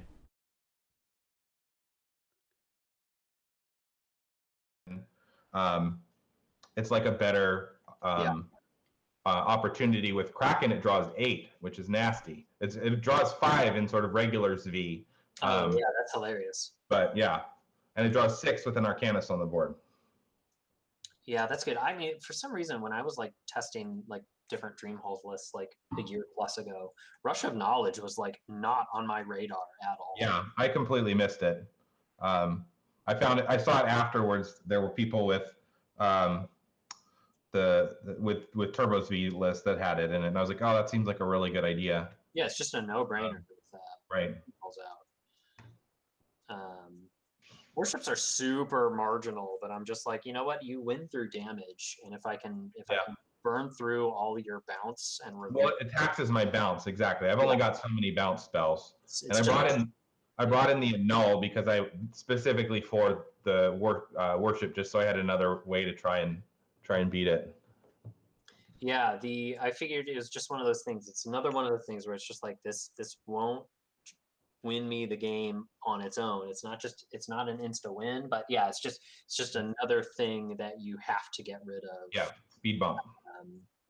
To there. And I wasn't sure if I was supposed to take out 2 swords or just like 2 like Shaper Guild Mages or whatever. Fair Triumph does Jack. I mean, I guess there were a couple of times where I was like kind of racing your top deck. And so maybe it's not just complete garbage against you, but I'm like, you know what, if you can achieve your goal and get Dream Halls in play, Winter Orb does nothing. Yeah, I felt that I think was the right call. I felt not super worried about Winter Orbs. Like they can obviously slow me down by several turns early, but also your deck doesn't have a ton of pressure. Like I can get attacked for 2 for a long time before it becomes critical. Because this deck tries to win in like 1 or 2 turns basically. Yeah. Even though it's attacking, it's still pretty combo-ish. Yeah. So. And I mean, Disenchants, obviously, it's just one of those things where it's like if I can actually snag the Dream Halls when it's relevant, then I'm like, you know, the Winter Orbs do nothing. The Shared Triumphs, sure, they quicken my clock, but I'd rather just have Disruption. Yeah, that seems right. Something to keep me alive. And then, like I said, I had 2 more cuts. And maybe like an Apeto Grifter, maybe not Apeto Grifter because I think that one's good because the ones that can tap down my Kraken are like time walks, right? Like if I'm playing the time stretches out. So I feel like maybe the Hapless Researchers, like Shaper Guildmage does less. Does less? That's the one that First strike. Oh, okay, yeah. +1/+0, so it's like so that does the least. Maybe keep the swords and take those out would have let you just to have answers.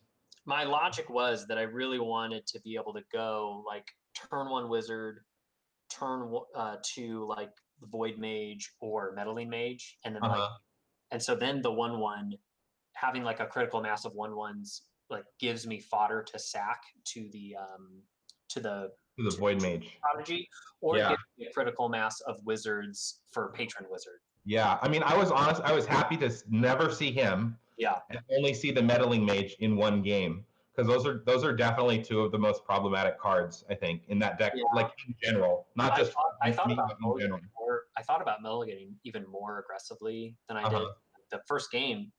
My mulligan, that was the only time I ever saw a Patron Wizard. And I think it was like Patron Wizard Meddling Mage, but it only had 1 island. Like I can't just I can't do that, right? But yeah, I'm kind of surprised did you say so? Those dazes came out. I'm surprised dazes came out. I mean, I took them out when I was on the draw, because days on the draw is not super great. That's true. I didn't put them back in. I thought about putting them back in, but after how the first 2 games played out, where they were just really long and you had tons of mana, I was like, well, maybe. I mean, days can like stop his first play or 2, but it doesn't do that. You know, it's not that amazing as the game wears on. And if these games are going to go long, it's just kind of dead. But there was that moment in our 3rd game there where you had second counterspell and you were like, don't daze me. And I was like, well, I can't daze you. So like it's maybe nice to have access to I'm not sure. The kind of the other thing I could have boarded out was maybe like mana leaks or something like that. Maybe, but I kind of need all the. No, I agree. I definitely. I think mana leak is better than days, but yeah. So I don't know the deck. I don't know what you cut, but I'm definitely thinking. I had to temper my thought of like I need a mulligan down to where I have like either a meddling mage or a void mage prodigy down on turn 2, because if I don't, or just a counter spell up on turn 2, because if I don't, then I could be dead real quick. And Days kind of lets you be able to counter those things. But yeah, you're right. On the play is where Days is most crucial. To be able to that meddling mage or that void mage prodigy or whatever. Yeah, when I was mulliganing, all of those mulligans I did were all the game 2 and game 3 at least were all 1-landers, and then I kept a 1-lander that I went to 4 game 3, and I kept Island, Mana Leak, Gush, and then I got lucky enough to draw that like Ancient Tomb, so I could at least cast Mana Leak a couple times, but like it just wasn't enough. Yeah, just not enough. Yeah. I really do think I need to shuffle more after those Mana Severance games. Yeah. That's probably part of it. I took out a land on the draw when I took out the Dazes, which I like doing like in a lot of decks.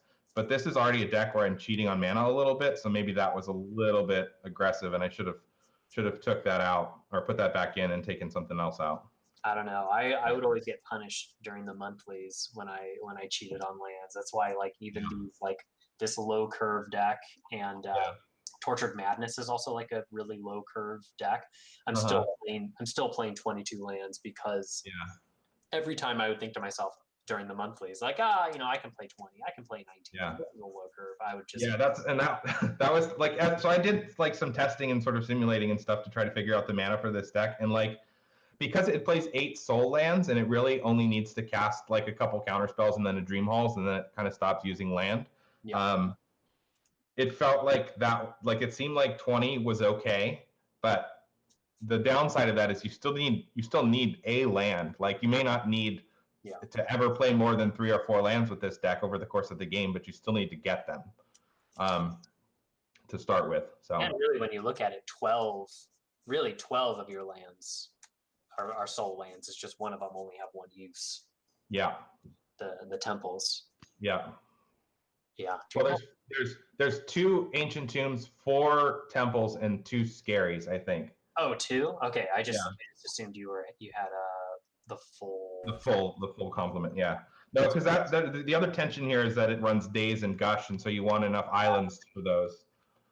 Which is, I don't know if that's right or not, but I don't know. I like having draw spells that don't completely rely on having a Dream Halls in play, because they can.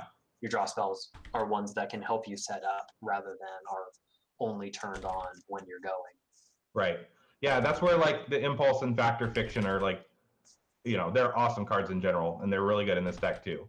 For that reason, because you can just cast them if you need them.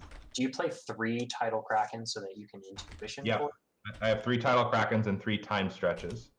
I've thought about it's one of the side sort of drawbacks of this is there's only the 1 mana Severance in here, so you have to like find it somehow. You can't Intuition for it, but like it's not the same. This isn't the same as a Turbo's V deck that's actually legit trying to combo off and like fully mana Severance itself and kill you in 1 turn with Brain Freeze or something like that. It's just trying to like, play Tidal Kraken and then like Time Stretch a couple times and then attack you for 24. So the degenerate in me would want to like try cutting the Krakens for a second Reminisce and then like just 2 more Arcanuses. So that you I'll just tell you what, there is nothing better than casting Time Stretch with an Arcanus on the table. That's possibly the best feeling in Magic. Oh yeah, when you're drawing a billion cards, and then when you go through your time stretch, you do go through your time stretches, reminisce them back, and then go through them again, and then you can just reminisce your reminisces. It's like who needs the Kraken? Just take don't it. even have a plan to win. Just do that forever. Yeah. Maybe you stack up like 90 extra turns, and then you start attacking with Arcanus. Exactly. Yeah, that's the degenerate in me. That's how I. I mean, you can look at the dig site deck and see that I like my infinite turns. I like my the screwy stuff. Flint and Mike, I've muted you both. If you are they? Oh yeah, let me do that too. Excellent. I would say, I mean, we've been perfectly fine just listening to your conversation. You guys have kept it going. I guess, Shawn, were the stifles just respect for a resolved Void Mage Prodigy? Were the stifles out of respect for a resolved Void Mage Prodigy? Oh, for me? Yeah. Yeah, Stifle was for that because that can be that he has to sacrifice his wizard before, so that's pretty good for me. And he taps 2 lands when he does it, so that can help when comboing off. It also, like snag. He's got some fetches. Maybe I snag a fetch. And so yeah, but mainly it was for the Void Mage Prodigies. Yeah, I guess one thing I was impressed is I wasn't sure. I mean, because on paper this just looks like a slam dunk for Anthony. I mean, there's just so many problematic cards for the Torpor V deck, but game 1 we definitely got to see the power of the deck, and then like game two, I would say the resiliency of the deck. It was pretty impressive that you were able to have that stack with Dream Halls, Counterspell. Was it? Did you have 3 counterspells and Anthony had 2, or was it? He had 2 counterspells, and I had 1 counterspell and 2 mana leaks. Yeah, so that situation was pretty impressive that you were able to have a Dream Halls with that much counter backup. So.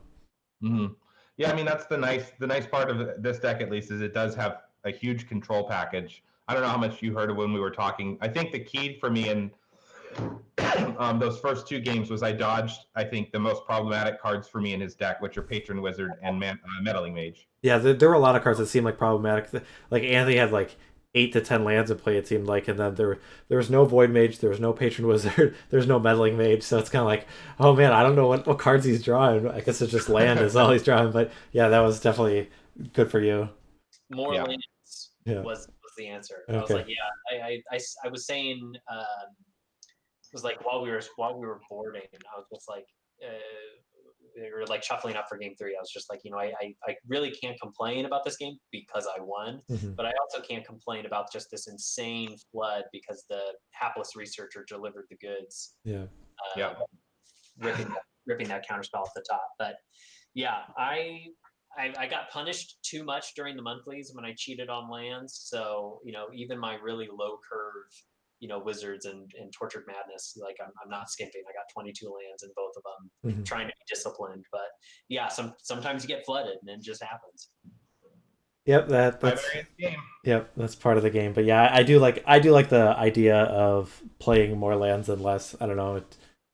I don't like the mulligan if I don't have to. So.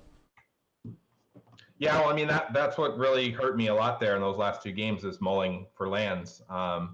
The first, I think when I went to 5 in the second game, I had 2 lands in my hand, and then in the third game, I went down to 4 and only still had 1 land in hand. And this deck's already light on land. It's already a 20 land deck, and I had 1 boarded out, and so maybe it's a little greedy, but.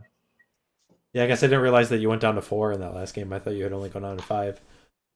Nope. All right. And yeah, kind of the ironic thing is I probably would have thought you would be like searching more for a hand of something with Dream Halls in play, but it sounded like you're just mulliganing to get like more land in your hand. So yeah, there were a couple of those hands that had 1 land, but then had like a Dream Halls, a Mana Leak, and a Gush, and like 1 island. If it has 2 islands or something, it's like an instant. Like that's pretty good. But Well, that's why I think going for stability in this matchup, at least, like I said, I don't know the deck super well. I haven't played it, but think going for stability is really good. If you could, like, the reason he was able to have that crazy stack with the the dream halls and so much counter backup is so many of his lands tap for 2. Mm-hmm. You can just like play, you can play the long game with these draw spells that you can actually cast. It's not like he's Rush of Knowledge that does literal nothing if Dream Halls isn't in play. You can just like curve out, play out all these lands that tap for 2. Sure, you're taking 1 to 2 damage a turn, but who cares? And then you can just like, I'm going to play Dream Halls and I have the mana for all these counter spells and just kind of overwhelm the things that you have. But I was this close in game 2. I ended up finding the intuition for the Dream Halls, I think, before I needed to do it. I was this close to hard casting Tidal Kraken because I had enough mana. I needed to make sure that I think I needed 2 more mana so that I could have Counterspell up in case you had swords. Did I have a Stormscape in play at the time? I'll have to review the tape. Yeah, we'll have to go back and look. It feels so good just ripping a Stormscape and just tapping it down. My 1 mana card takes care of your 8 mana card. That feels pretty good.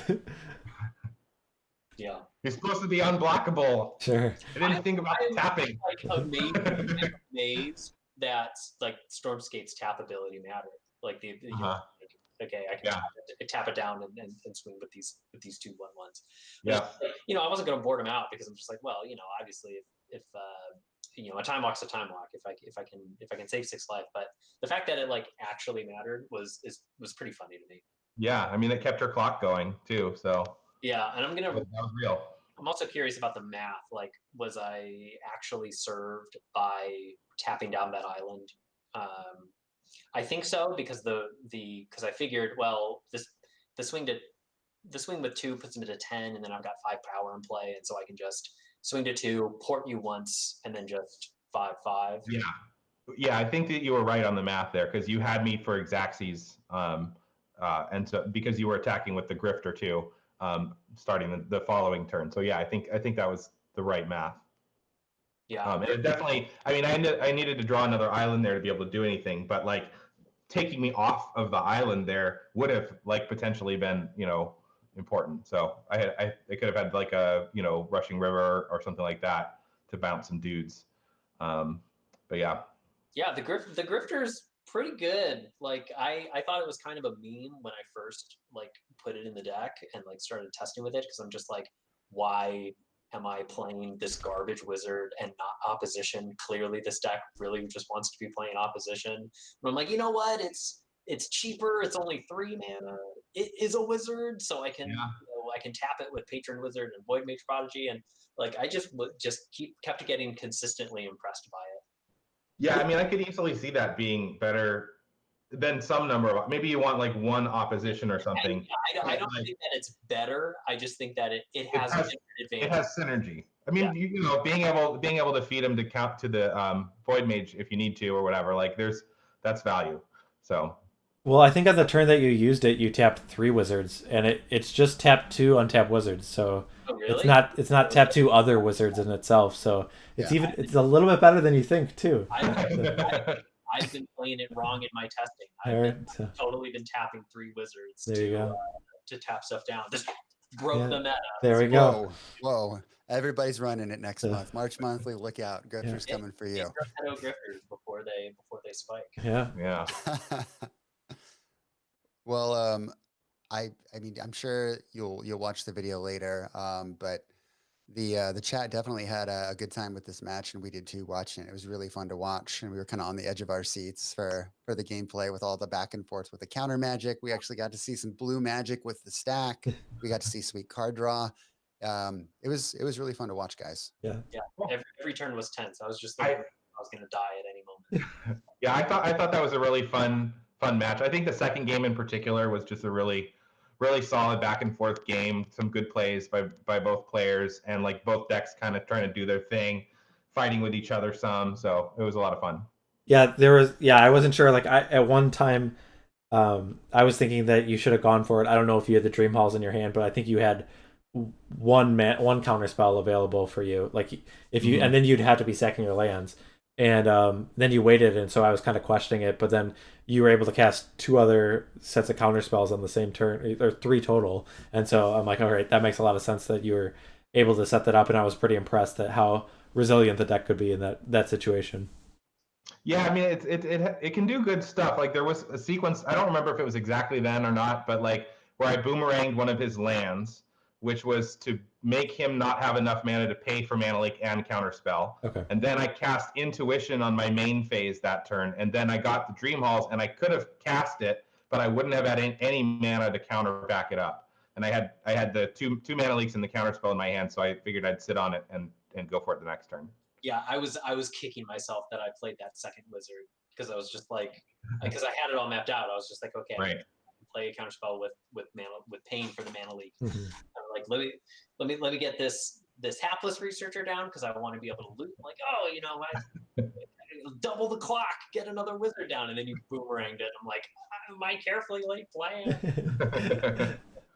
Yeah, it was awesome. All right, cool. I guess I don't have any other questions or anything to add, but yeah, it was a really fun match to watch and commentate on. So awesome, cool. Awesome. All right, so I guess we will see you guys next week, and if it's anything like this match, then we'll be in for a wild ride. So thanks, guys. Cool. Congrats, Anthony. Have a good night, everybody. Bye. All right, let me update this. I think I can get the new schedule. Here we go. All right, here we have. So we saw tonight Andy against Gabe, and then Shawn against Anthony. Looking forward to Monday, we have Robin playing against Brian. So that could be the situation where it's Pox versus Mind Slicer. Those decks are pretty similar, so I just thought that would be an interesting matchup if that's what it came to be. And then that's a match that I almost wish we could unmute and listen to part of because those guys know each other so well. I'm sure there's going to be a lot of trash talking. Sure. And then Shawn against Aaron will be the late night match on Monday. So a lot of exciting magic ahead of us. So I guess I don't know if any of you guys are rooting for particular players, but there's still a lot of weeks left. And if it's anything like the first Premodern Showdown Series, someone who doesn't start off well can still turn it around and do well at the end, as proven by Robin in the first Premodern Showdown Series. So definitely. So yeah, I thought tonight was a lot of fun. I thought the matches provide a lot of depth and were really exciting. So hopefully everyone who was able to watch really enjoyed it as well. I want to thank everyone who tuned in, who participated in chat. Thank you for our new followers and old followers. We appreciate all the support that we get for you guys. Is there anything you want to add, Flint, before we take off tonight? I would just sort of rehash what we mentioned briefly earlier.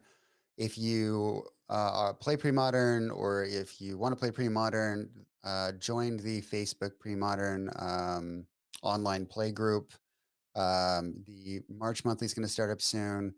Mike Hoyp here is going to start the Spring Fling soon, well, next month. So there are opportunities for tournaments there. There is another Premodern league that switches things up. They start on the 15th of every month. So if you don't do well in the monthly, you can join that league and play. And they have special rules for each month. And next month is the no banned cards, only restricted cards tournament, which is going to be pretty fun and pretty spicy. So if you like the spice that you're seeing tonight, there's going to be plenty of that there.